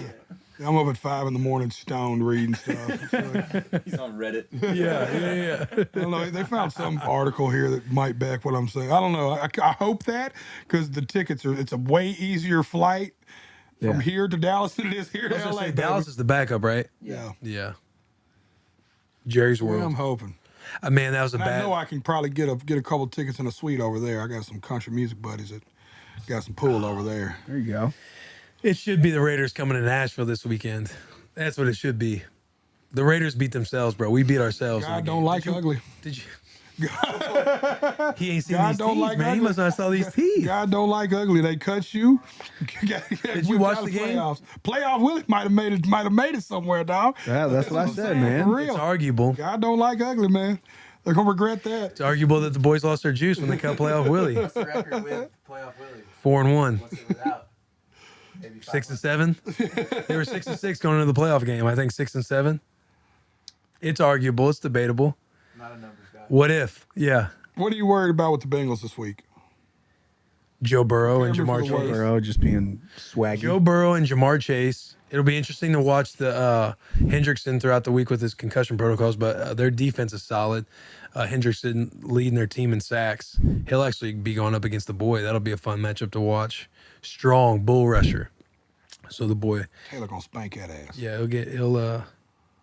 yeah, this fucking play right here, dude. God. Where the ref blew the whistle in the middle of the snap and the Raiders stopped playing, and then the guy catches the touchdown pass. All of a sudden, he's wide open, but everybody forgets that the whistle was blown. Everybody's like, oh, he would have caught the touchdown pass anyway. But the whistle was blown mid-play. And As Burrow was yeah, the going over the DB sideline? stopped running, and then he catches the ball. Oh, he was wide open. Yeah, because the whistle was blown. Don't do that. That is some bullshit, though. Okay, per the rules, an inadvertent whistle, some random ass whistle in the play is dead, and they redo the play, right? We're bringing up the rule right here. There we go. Highlight it for me. When an official sounds his whistle while the ball is still in play, the ball becomes dead immediately, Jelly. If the ball is in player possession, the team in possession may elect to put the ball in play where it has been declared dead or to replay the down. If the ball is loose, hang on, let me redo that again. There's some irony Hey, here hang that on, you're Jelly. better at reading ads than you are NFL rules. Are you able to read that? It's got, it's got the red font. If the ball is a loose ball resulting from a fumble, backward pass, or an illegal pass forward, we don't need that one. You pretty much covered It was the first one? That's all right. We got that. We can. That's what we can use for the clips. the synopsis is if the ball is in play, the ball is dead when the whistle sounds. Yes. Yeah. Yes. Run it back. And you got to replay the down. Damn. Now you don't know what I think happens. they should bring you back and run it back. Dog, right? Get Willie out there spinning, man. How about the way the Dallas game ended? You're not See back the way on. Dak, Will, but Dak ran it. does Cincinnati have an argument then if they do make that call? Because technically it If they make wasn't that- out of bounds. What's up? Because technically it wasn't out of bounds, which is why the ref. Correct. They would have to replay the down. Right, but then And you re- Cincy fans would probably be upset, right? Because Oh they're like, yeah, they'd be pissed because they're arguing that their dude was wide open and that would have been a touchdown no matter what. I hate to break it to them, they're wrong. But they replay 3rd and 4. You don't know what happens after that. Could they get a first down? Yes, they could. Obviously, I'm saying the Raiders are stopping them. They're kicking a field goal, and then at the end of the game when the boys are driving, all they have to do is make a field goal. They don't have to score a touchdown. Tighten up. Tighten up. But the Raiders would have been coming to Nashville this week. That's just what we Hey, needed man. you doing. I'm so sick of you wearing the fucking black. You're back home, dude. Can we get some blue on We you? just got done I talking don't wanna about that. talk about I know, it. we I'm glad talked this about it. came up. No, Okay, it's still- okay. I know. you Let's can roll sell with the them. Playoff Willy shirts, but after that, No, by you the can time roll. the Bengals game starts, can we get some blue back on the board? No. Oh yeah, we're back. can. We're back. Cool. I wore this just to let people know we got to give a few $1,000s to Derek Carr's charity. Okay. So I'm just letting people know we sold how many? 500, about 500. We sold about 500 of these things, bro. Holy Yeah. shit. All the what's up? We're just no, Mike. What were you about to bring up with the 49ers? Oh, I said Dallas. Dak Prescott. Yeah, how the way it ended. the Dallas game ended when Bro, Dak such Prescott.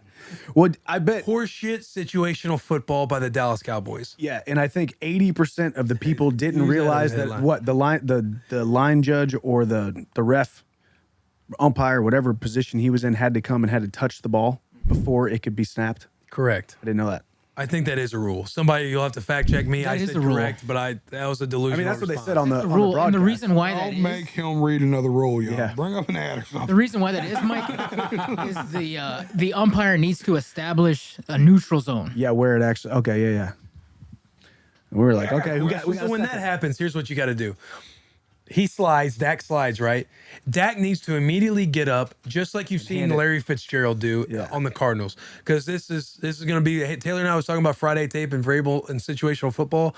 The Dallas Cowboy game is going to be the Friday tape based on the situational football that they were playing. Dak needs to slide and immediately get up and run to that ref and hand him the football. Or if somebody else is going to do it, like Larry Fitzgerald would run and grab the ball from somebody, like if there's an O-lineman, grab it, give the ball to the ref. Because you never, don't set the ball down yourself. Number one, like, you just move it up a yard. Yeah. Like the ref has to adjust the football.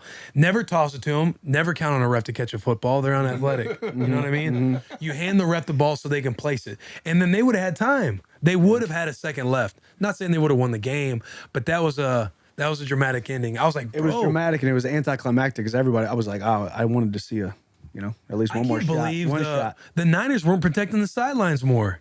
I know.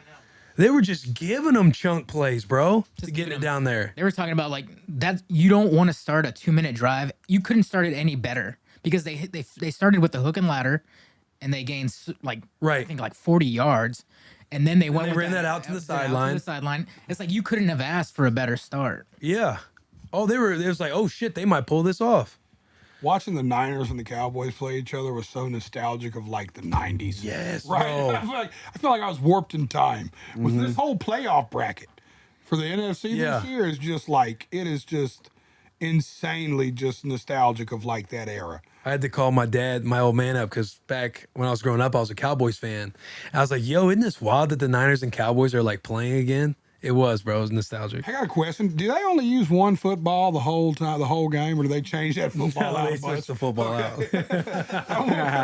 Kickers got their own ball that they use. That was my morning stoner thought. Before I even knew I was coming on the podcast, which in true Will Compton fashion, he gave me a 47-minute warning. There you go. That's perfect. He said, always and forever. Yeah. Hey, you trying to come on here Bussin' With The at Boys? 2? Always and forever, Bubba. So you could be here in an hour? Okay. Stoner thought. I woke up thinking about that. They all look the same. Yeah. Is it the same one? They all look. Man, if they I use never the see same, them switch Dang it. it. if they use the same ball, that would be wild.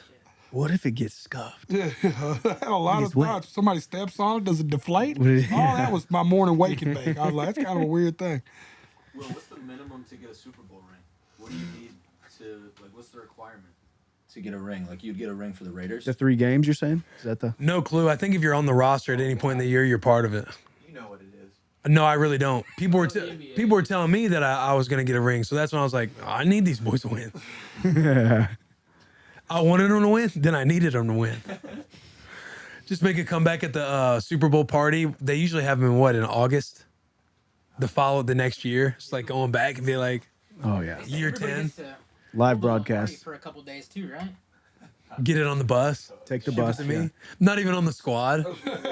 Hey, when do I get my turn with the Lombardi?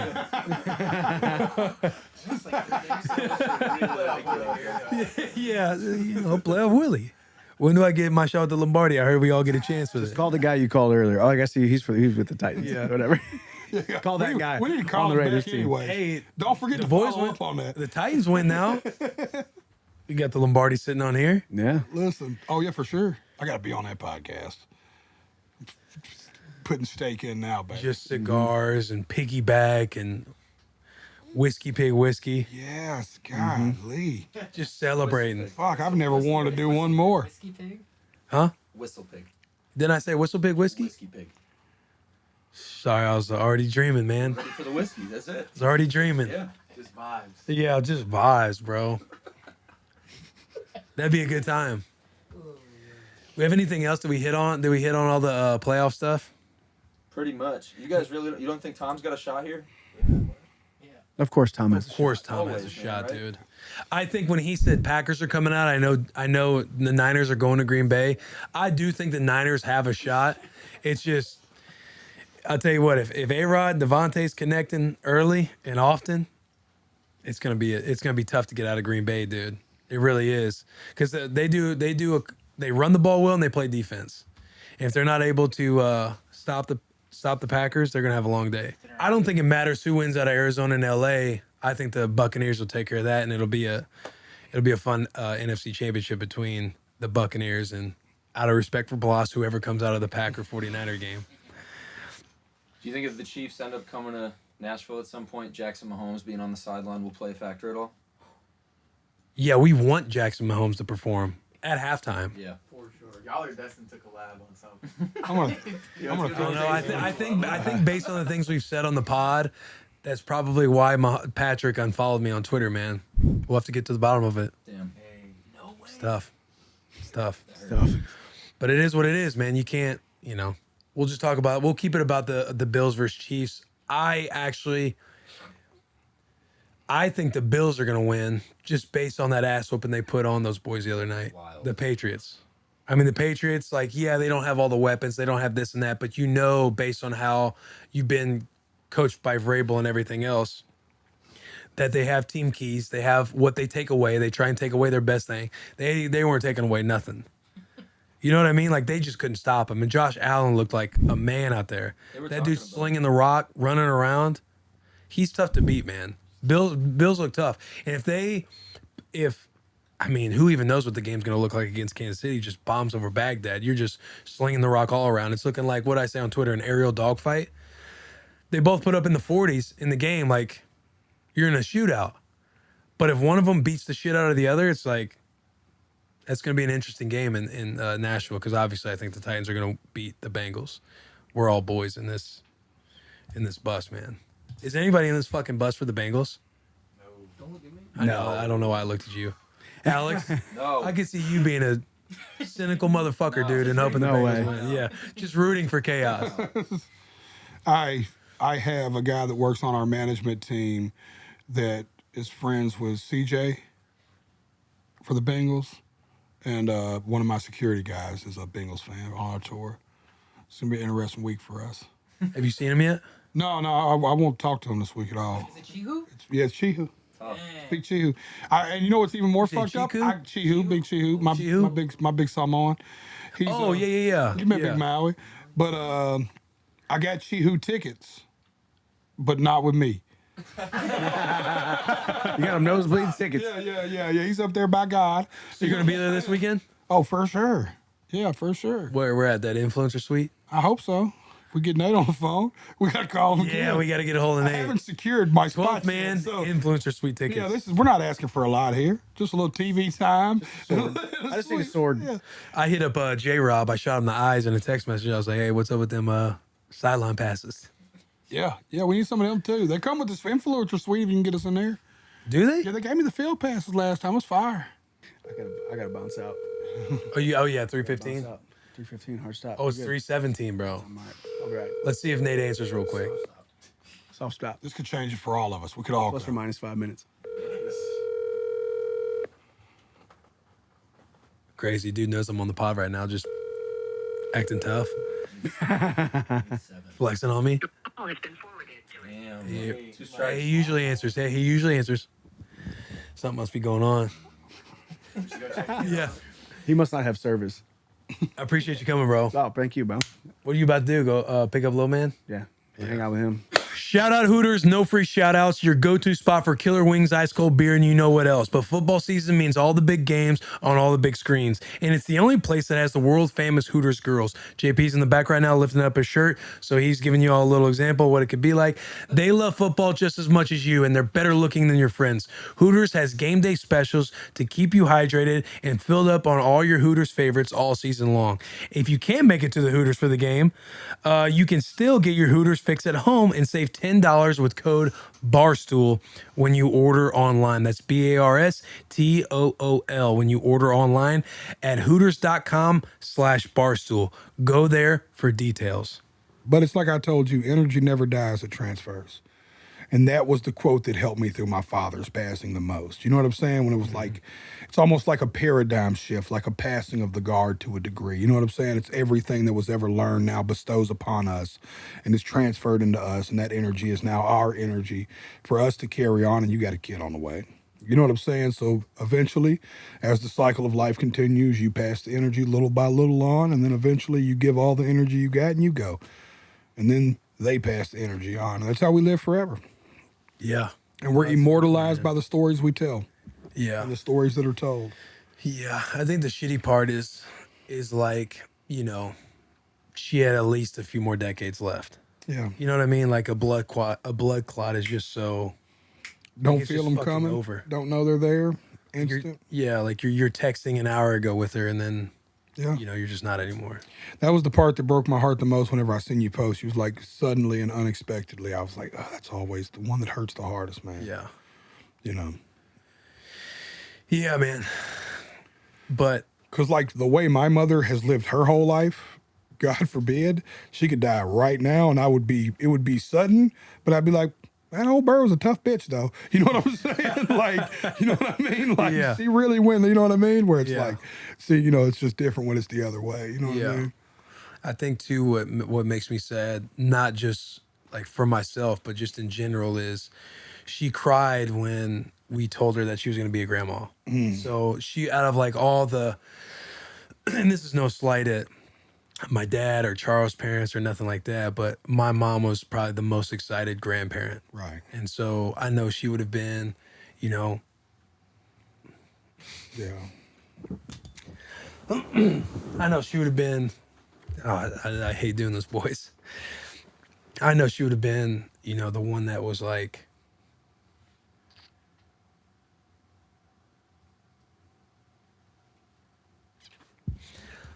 sorry, boys. My bad, brother. I didn't even know we were live. I just was, you know, I thought we were off camera for a second. I was just talking.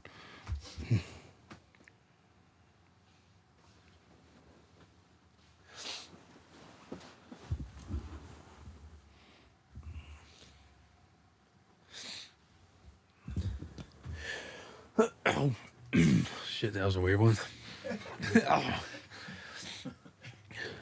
No, that's my bad. I mean, I know everyone's, don't be fucking sorry. But yeah, it just sucks, man. They had just built their new house, small house on like my grandparents' lot. My dad's parents, they had a lot in the small town of Deloge. Shout out Deloge. But she had just got done building that house, and she fucking is somebody who did a lot of that shit too. Like built the fucking house, nailed palms inside the drywall because she was a Catholic school principal, so she just felt like it brought. Is that her connection with the Catholic Church you posted? Yes. Okay. Yeah, because you know people were asking about how they can donate or help and stuff, and it's like, yeah, my mom would always want everything to go to the church. Confidence you said it with, I was like, okay, she must have been a real woman of faith. Oh, bro. Yeah, and I think you just get sad because I know my dad, he has his good days and bad days. But, yeah, everyone says it comes in waves. Yeah. Well, I'm sorry I brought that title wave here. You're really good. You're good, man. Like, I just love you. And when he was off, I was like, well, we're not filming. How are you doing, man? You know? No, it's all Fuck, good. I don't want to cry with you today neither for what it's worth. No, fuck. That one pot, I was able to kind of keep it together a little longer, but yeah, then I come in and fuck it up. You know, it's You just sad, man. Like I'm sad selfishly, and I'm just sad for her. Yeah. I'm just sad for everybody. Yeah, it's And just- then your old man, like, Being able to identify that, though, Will, is such an important part of the grieving process. Some people just can't even just vocalize the simple. Like, it's so important just to be able to say, I'm just sad. And there's going to be moments where you're just going to be angry. There's going to be moments where it's called the stages of grief. I'm sure somebody fucking rattled these off to you already. But you know what I mean? You'll go through them all. You'll go through the anger, the sadness, the denial. All of that is just a part of it. You know what I mean? And then there comes not a peace, but there comes like acceptance to it at the end, and it's like it's just sad, man. And I love you, brother. I love you too, bro. No, I don't. I don't mind talking about it and it being filmed or whatever. I've gotten so many messages from people, of it helping them. I feel like that kind of like Oh, dude. helps me talk about it a little bit more. But It's one of the reasons I talk about my dad so much. My dad could not talk about his dad or mother without crying, and it's because he wouldn't talk about them. right, So the few times he would actually vocalize it about him, he'd choke up and just be like, kind of like Forrest Gump is all I got to say about that. It's like he just wouldn't actually accept the emotion of it. And I want to be able to talk about my dad with a smile one day. Now, we're 3 years in and I still choke up. yeah, yeah. It's turning into. I hate you. Fucking hate you. I mean, I agree with you. Like, I know I can. Like, I know I'm able to do that when this stuff comes in waves. Like, I hadn't had one of those kind of waves. Well, maybe I'm late to the party, but I don't want to keep referring to it as child. Is it a boy or girl? It's a girl. We're having a baby girl. Good. Okay, I thought I knew that, but I didn't want to fuck it up. Yeah. I didn't want to put Yeah, but anyways, it's like the good news is, dealing with it now, there will be days you'll be able to tell stories about her grandmother to her with a smile. And that's what's important to me. Mm-hmm. We watched yesterday the sad movie because of snow days. We've just been doing this movie thing, was Big Fish. You ever seen it? Mm. Anybody No. seen Big Fish? Classical. One of those classical movies. Black I and gotta. white film. Yeah. Yeah. It's really good. You should watch it, man. It's just a gem. And it was he says that one of my favorite quotes in there was, we are immortalized by the stories that are told about us. You know what I mean? And it's like, it's kind of that thing where it's like the stories that you'll be able to tell your daughter about her grandmother will be what immortalizes her. And the cool thing about what we do, and this is the blessing that me and you have, that our generation has, that our parents' generation didn't have, we are immortalized through that. My daughter will watch these. She will show, my daughter's daughter will show these to her kid many moons after me and Bailey are even gone. It's like, hey, this was your great-great-great-grandfather. This shit'll be on YouTube forever, dog. You know what I'm saying? We're fucking like, you know what I mean? Because listen, I've got lost in a lot of stupid YouTube wormholes. I'd give anything for one of them to have been my great-grandfather. You know what I'm saying? And kind of see what kind of weird fucking philosophies he had, Yeah. So it's like your mother and podcasts like this and stories like this will be immortalized for your daughter. And that stuff will carry on forever, dog. And it's important and it's a blessing, man. I appreciate your words, man. And as your friend, I'm saddened and sorry that I didn't make it up to Missouri. Oh, you're all right, man. But I sent Trust my me, love. I've truly felt everybody's support and everything. I made sure to send my love immediately, but I just was like, me and the wife was like, man, I don't. Too, like there's not much other than saying words that, because it doesn't fix the problem that happens. Yeah, I just wanted to bring what I you a mean? hug. It's the only reason I wanted to come. But I got you one today, so Yeah. we'll be even. Yeah, we'll have another good one after this. Be good for it. Breaking each other down. Yeah, for sure. Yeah. I think we're that much closer now. Yeah. Hey, dude. Hey, bros that cry together, stay together. Amen, Bubba. You know what I'm saying? But I forget what I was gonna say next, man. Hey, yeah, hug your moms, boys. Yeah, call your dad. Yeah, your old man too. Yep. Yeah, it's again, you just get sad for. There's so many other factors. Yeah. You give her the grandma coffee cup and stuff, and you hate it because there was like, they're getting ready for that next chapter. Right. And getting ready for it hard, like thinking about stepping down from being a principal. She'd got that new house, the baby was coming, she would just brag, like almost annoyingly brag about how she built the goddamn house. You know what I mean? Those were like the one-liners that Taylor will refer to in the eulogy. Like I would just say all these things and I'm like weeping through this eulogy, right? And, I just talk about how big of a heart she had and how, how she always had everybody's back and she was this and that. And I was like, she was awful. She was also mean as shit too.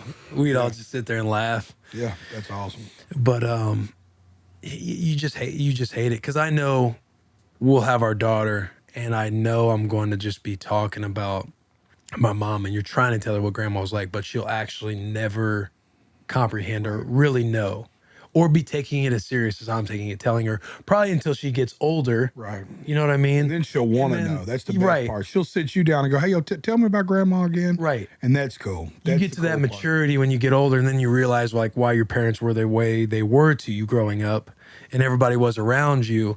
And then you get intrigued about those old stories about your grandparents and everything You want to know about it? I just turned 21 in December, and even as old as I am now. What the hell you just say? Yeah, I'm 21 forever, baby. Old enough to drink.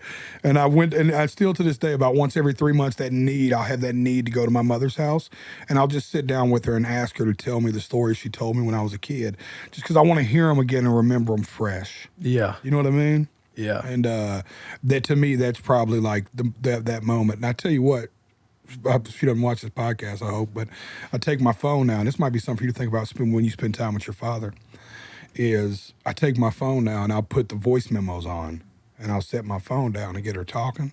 She'll never know it. I've got hours on my phone put in my Dropbox now. I've just heard telling these old stories about working the Shoney's car hop back in the 60s. You know what I'm saying? Yeah. You know what I mean? Like these just super cool ass stories that are like, now I've got them in my phone forever. So when Bailey actually gives a fuck and she's like, yo, tell me more about what grandma used to do. I'll be like, yo, check this out. I'll let her tell you. Book, you know what I'm saying? I'll just listen to her just rant on about these old stories. So that's the advice I give to anybody I know that has an elder parent, whether you think they're, could die or, in that wherever they're at in their life. I will tell you this: we have too much technology not to capture the moment, and that's what I learned from everybody. What my biggest regret with my father died, I spent those 4 months bedside with him, 4 months every day, 4 solid months before he died, knowing he was going to die inevitably. 4 months. Not one time was I smart enough to pull my phone out and record one of those conversations that will live with me forever. And I'm just as simple as a notes in the phone, voice memo. I know, man. Yeah, I know. So moving forward, that's my advice to everybody. Next time you with your pops and get them riled up. Yeah, get them riled up. Yeah. Get them on the podcast. That's definitely, dude, I've thought about that. I have. Have them come in here and talk about. I heard like advice from somebody else out there. I'm not gonna say who I thought because I don't want to get it wrong, but somebody out there had tweeted or something. Get your parents on a podcast just because it's kind of like all the storytelling and it's like a biography of them just being on the podcast and talking about stories and everything like that. But I do think that's a good idea. I think I'm gonna do a podcast this year and Donna. Oh, Bill on here. Yeah, bring him on. I want to hear about the story about the weight room. Every time I see the picture of you posting there with your dad in that old weight room, and you're like, it's where it all started. It's like a moment for me that's like, okay, that makes sense. Remember, I hit you that day. I texted you immediately. I was like, yo, fucking, is this where you? He was like, yeah, that's the old spot. We talked about it once. Like, I'm telling you, dude, I'm going to start a podcast this year, and my first guest will probably be my mom. I love that, bro. You're going to have her come in and just rant for 2 hours and tell these old wild-ass stories. Yeah, that's awesome. No, I think my dad would love that, by the way. You asking about all that stuff. That was actually the weekend where, is that when I gave him the truck? Yeah. But I knew I was being like conscious about going and working out with him and filming us telling my mom and dad, because I would always tell Charles, like, I need to take more pictures and yada, yada. Mm-hmm. I am really happy that we had our wedding, and because that was like the greatest time. Yeah. No. But it also makes it like, you have all these awesome memories, like she had such a great life, right? And you have all these awesome memories like the wedding and everything else. But I feel like I'll like look at those pictures and since they were so great, it also makes it that much more sad because you have so much invested emotionally with that person, but that's also a good thing. Right. I don't know. I'm just spewing and talking, but I do think that's for people listening too, that grieve and just have stuff in the basement, I do think it's important to talk and fucking be vulnerable and you know, break down apparently every now and then. Yeah, it's all right. And just talk about how they're feeling and everything else, because that stuff does help. Yeah. Like even as I you guys might not feel awkward, but when I do that, some like being emotional and crying in front of people has always been something that is awkward for me. So when that stuff happens and then I'm pulling back and feeling awkward, like that's the kind of stuff I feel like you need to go through. I feel like to get more in tune with yourself or vulnerabilities and stuff like that. I don't know. It helps me. Tears You guys being here helps me. Tears express. I'm talking so much. Listen, tears express what words cannot. There's not always a word for everything. That dictionary's small when you think about it, man. Yeah. You know, it's like that when you really, really pipe it down to it. That dictionary's thin, dog. Sometimes there's just a lot more to be expressed than words can actually articulate. And I think that's the feeling of letting that out. I tell you why I do it. I just want to be able to talk about Dad one day, as easy as I talk about the Titans playing football. And I know the only way to do that is work through it. Right. You know what I mean? I just know it's like everything else in life. You just got to work through it. So it's just like being very honest and open about it as much as I can be. Yeah. You know, but I didn't mean to drag us there, but I'm glad we got there, you know. It's all good. I never think that it's going to go there because I've been able to have conversations about it all. Well, there's no crying in baseball. No crying in baseball, that's right. And so that's what we were raised on, which is on the list of class. That's a classic. I was just thinking That's a that classic. too. It's on the list. But when she told me that Forrest Gump was a classic, I was like, pipe down, kid. This is fucking, Pipe down, kid. You're making it sound like I'm making you watch fucking old movie that had no words. You've had some gems today, man. This is, Well, thank this you. has I didn't been a come great prepared. I just episode. worked out and I haven't eaten, so I didn't know what I'd be worth. You have, you can tell you have that gift of going and just writing. You know what I mean? Whenever I write stuff now, I think I might just give it to Jelly. Hey, look this over. Tell me what you think of this. How would you word it a little bit differently? Shit, you better stop. I'd give anything to be able to tweet the way you tweet. You're on takes some- fire. it Listen, takes- my it takes some nutritionist, time. Let's, my you know. nutritionist that's living with me, helping me lose this weight, thinks you are the funniest dude on earth. He is like, yeah, Baby. We gotta stop recording. he does. Shout out Ian Larios and George Lockhart. But yeah, they were like, I told him earlier, he's like, you gonna be here for breakfast? I was like, I'll be late. I'm going to hang out, Playoff Willy. Here we go, He man. died laugh. He just sent LOL. I have so much fun on that app, dude. Yeah, that app loves you, man. They got a mixed bag with me. They fuck with me sometimes. That's part of it. That's why that whole embracing and finding the humor and shit, like, to me, I you know, a lot of that conversation with yourself and everything like that can come off dumb shit like those social media apps like Instagram and Twitter and all this stuff, because comments can get inside your head. Right. But again, like all the stuff, when you get through it and you're able to look back and see how petty some of that stuff was, the way you thought about it, and just how people don't think about you as much as you think, Right. type of attitude. Because when you see a comment, you're like, oh, everybody sees this. Right. You know what I mean? And so I feel like working through those things and then finding kind of that uniqueness of having fun and embracing it.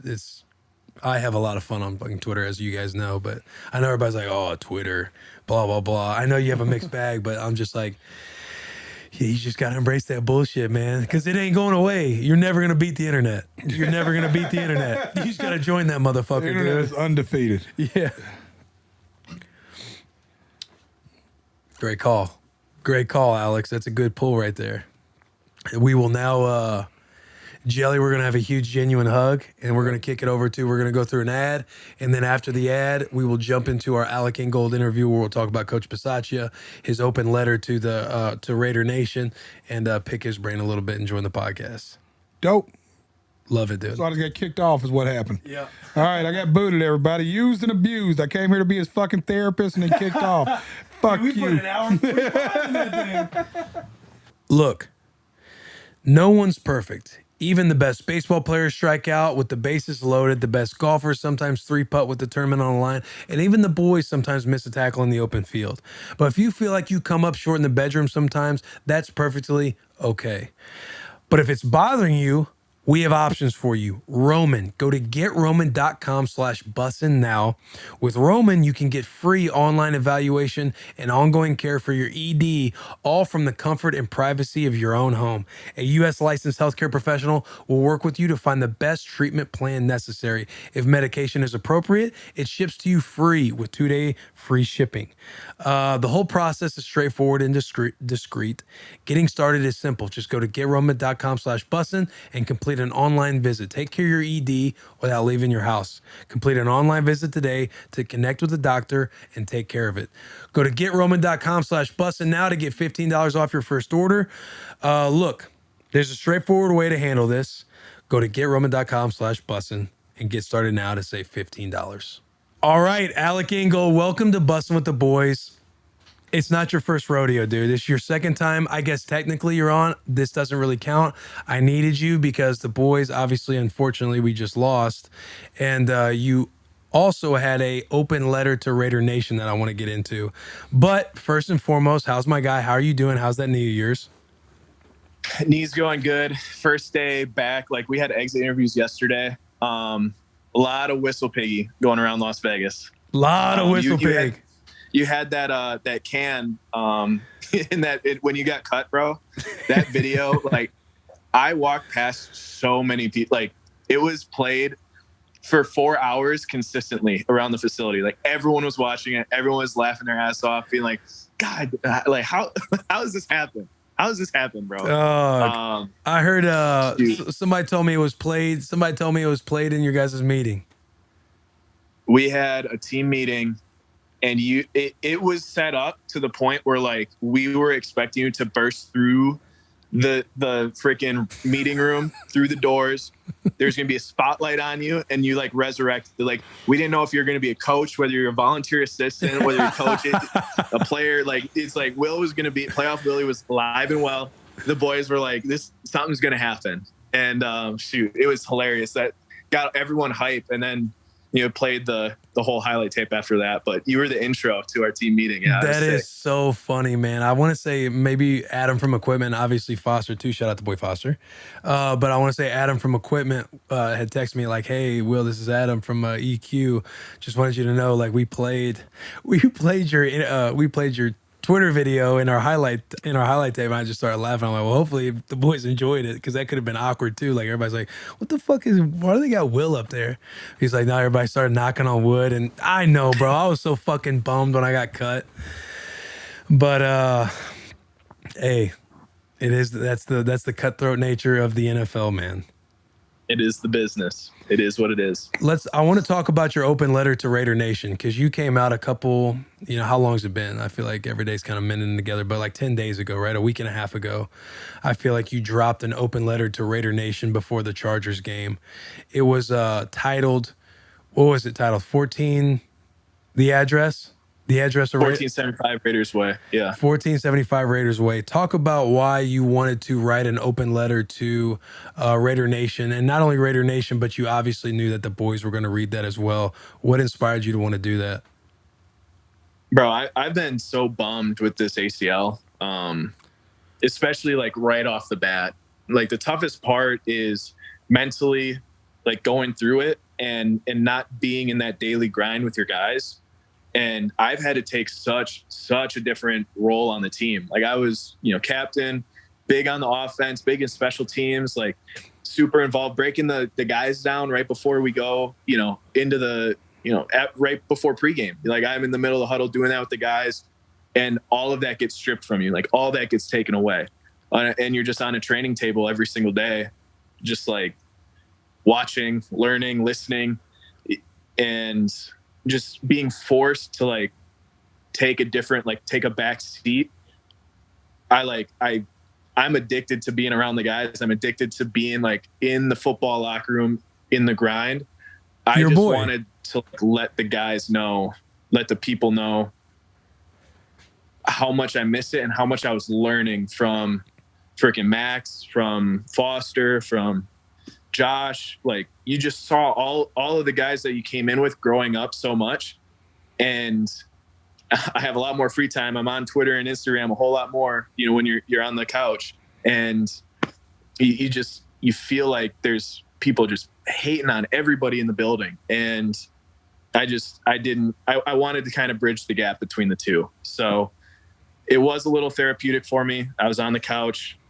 I'm emotional at night and just like, you had the ACL, but that made me feel better. It was a message to the guys. It was a message to Rich. It was a message to Raider Nation, just everybody, the whole family. Like, we've been through it all, bro. We went through literally everything together this year.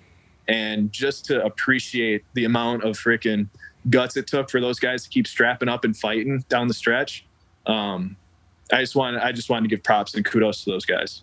Do you feel like with all the scrutiny the Raiders were under, with especially some of the headlines by choices that players were making, obviously Coach Gruden gets canned. There's been a lot of stuff that happened with the boys throughout the year. Do you feel like you wanted to write that as well? Because it's kind of like from an outsider's perspective looking in, you read a letter like yours and you probably feel, I would assume as a Raiders fan, that the culture is in a lot better shape that people perceive out from the outside looking in all around the country versus just Vegas. Yeah, I think, you see the headlines and everyone was coming after us. Everyone was coming at the neck, and any mistake that anyone had made after, the Gruden and the Ruggs incident, like everyone's social media was run through. Everyone was like under an intense microscope.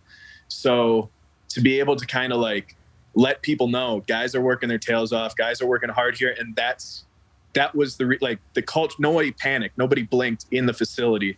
Like, we all kind of got closer through all this adversity. You can definitely kind of see a change of like, yeah, the boys went through it. We came out stronger. This is how we did it. Not panicking, freaking out about every single, headline that was ever written about us. Right. I know for me, like anytime I've gotten on the mic to talk about it, I've wanted to express kind of something similar, because you do, like, even for me, before I joined you guys, you see everything that was happening. You're just like, man, like, what's going on? Like, why are they making, why is this choice being made, driving and this and that, the other. And you get in and you just see how the player leadership and how all the guys, all the boys just lean on each other, and the leadership from the top down too, not only in the locker room, but outside of it with Coach Bissacia and everything else.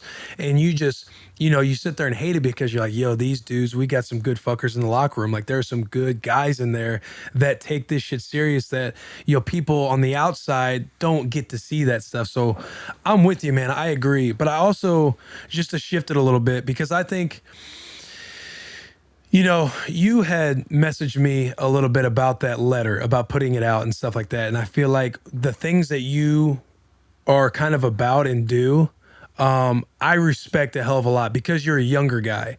I was even telling you, like, I wish I would have spoke up more as a younger guy and everything else. And I think you do a great job of doing that, even though I know you're being vulnerable and you probably have a little bit of fear behind you about what the perception could be, or even the acceptance of your peers, because you're putting yourself out there to let guys know how you feel about them. Why do you feel like it's important for you to express to the guys how you feel about them? Because in a game that is macho and masculine and all this other shit, to where you're flexing, you're stunned, you're trying to, like, sizing guys up every day. Why do you feel like it's important for you as a leader to let guys know how you feel? I think, it's a balance, right? Like, you want to be a role model for people outside the building, but the people that are inside the building, we were talking about this too. Like, people know if you're about it, if you're not. Mm-hmm. And you kind of, you dictate your character by your actions, right? And like, if you just show up the same way every single day, you're an accountable dude, and you're in the locker room, it starts by all the work. It starts by all the actions. It starts by, making plays on the field, and it's being that consistent, finding that routine. And then you're able to, get the opportunities to speak your mind, to be creative, to be open with other people. But it starts with conversations in the locker room. It starts with guys understanding what you're really about, and then it kind of affords you the opportunity to write a letter or go on a video or go on a pod, and people will not take your words out of context or try and like twist it, because they know what you're about. Right. And it's just about being consistent. But yeah, that vulnerability, bro, it was scary for me to release something like that, because it was so real. And, the last time I was on the pod, bro, I was so scared because I'm a rookie. I'm coming in like super excited to be with Will and Taylor and all the guys. And it's like, I haven't done anything yet. And I still haven't, you know what I'm saying? But at least I'm confident in a routine that I've built, that the guys that care about me are in the facility with me. Like, they know what I'm about. So we can have an open dialogue. We can be just, on the bus and just talking. So I think it's different that way. And just to be clear, this doesn't count. Like you got to bring the boy Foster. Both of you guys got to be on the bus, and we got to be chopping it up, man. But I wanted to get on because I wanted to talk about that open letter, because I really do. I think super highly of you. I respect the hell out of you. And you're also somebody who makes it a point and is very intentional about being around the guys and being around the entire day while being injured. You do all your rehab and everything else. And usually what happens, for everybody listening, you go in and you'll do your rehab and everything else, and guys are usually out. Your day's over with by probably 11 a.m. in the morning.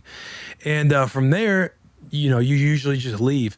You're somebody who sticks around. You sit in meetings. You stand at walkthroughs. You'll be around at practice. You'll be around in the weight room. You're around all the time. And I don't know, man. I think I really fuck with that. I think very highly of you, and like I said, I respect you for that, because not a lot of guys do that. And I do think you take it very seriously, and you are somebody who's very much about it. So continuing to blow smoke and lift you up for everybody listening, Alec Ingold really is about that life, and he's a great dude, and he's somebody that everyone should look to and follow, because he is a leader in this league, not only just on the team.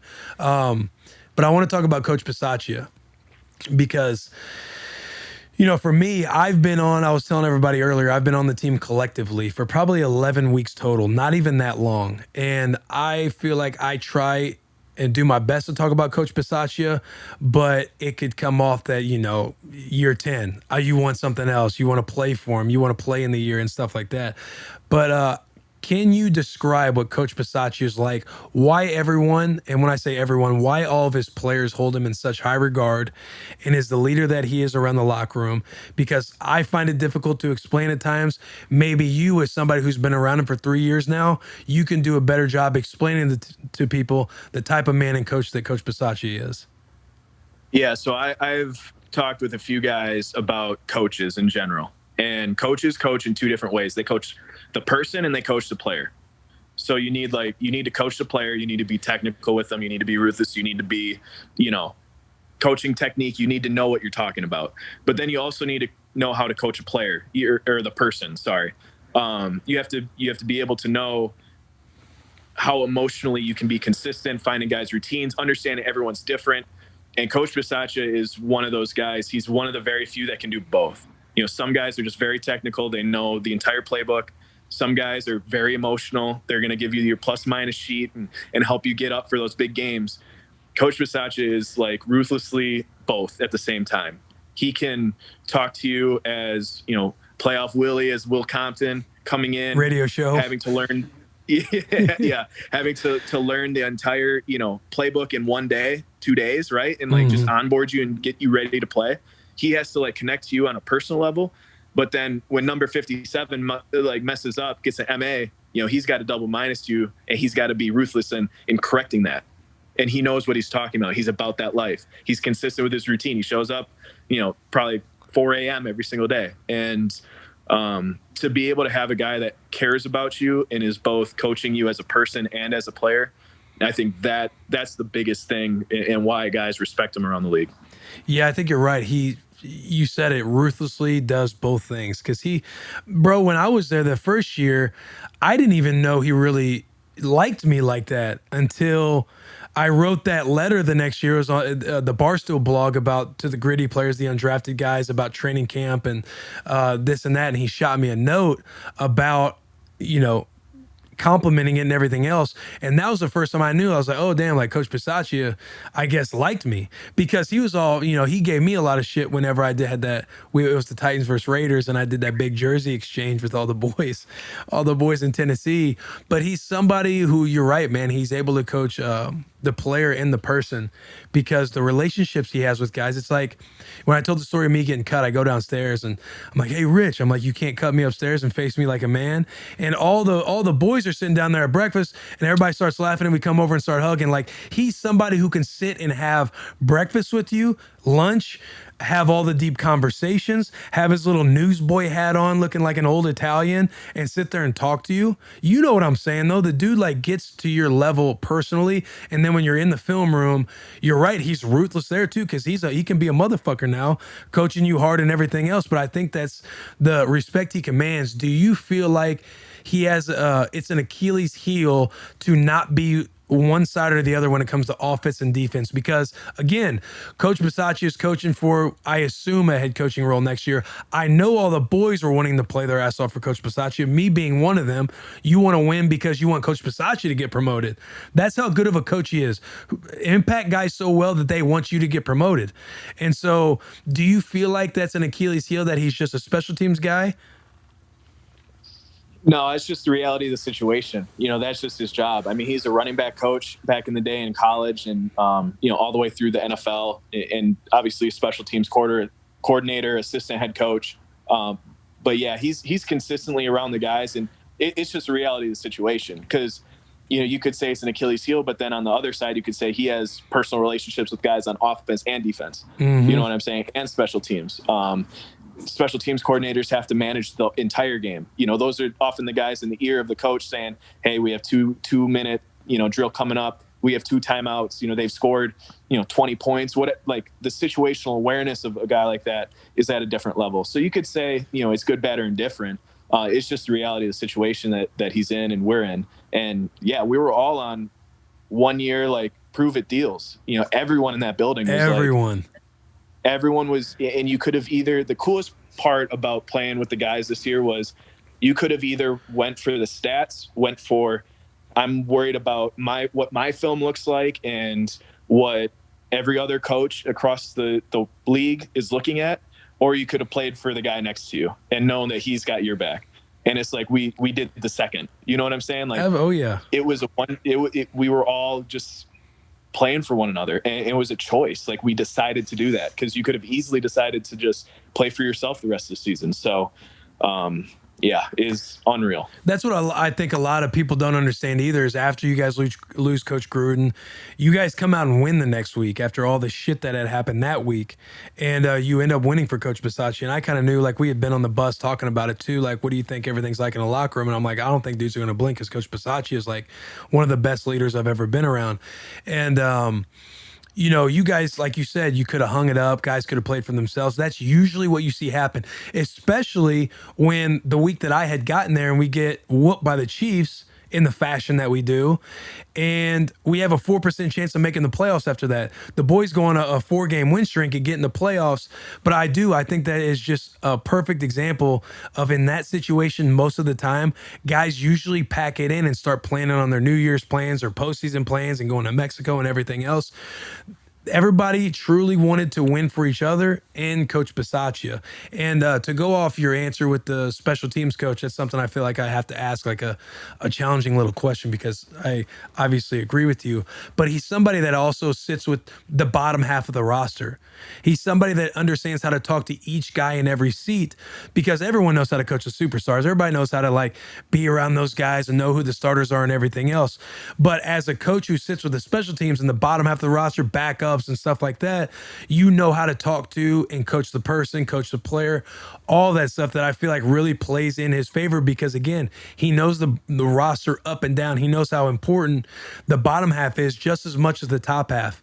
And again, he has such good relationships with everybody, and I just think that speaks highly of him. Yeah, he, one of the first things he said when he took over is like, he was coaching for us. You know what I'm saying? Like, don't get it twisted. He wasn't coaching for himself. He was coaching for the players. And, just being genuine in the work that he put in up to that point, to be able to say stuff like that and know that he means it and know it's coming from a true place, it means a lot. The words can all be the same.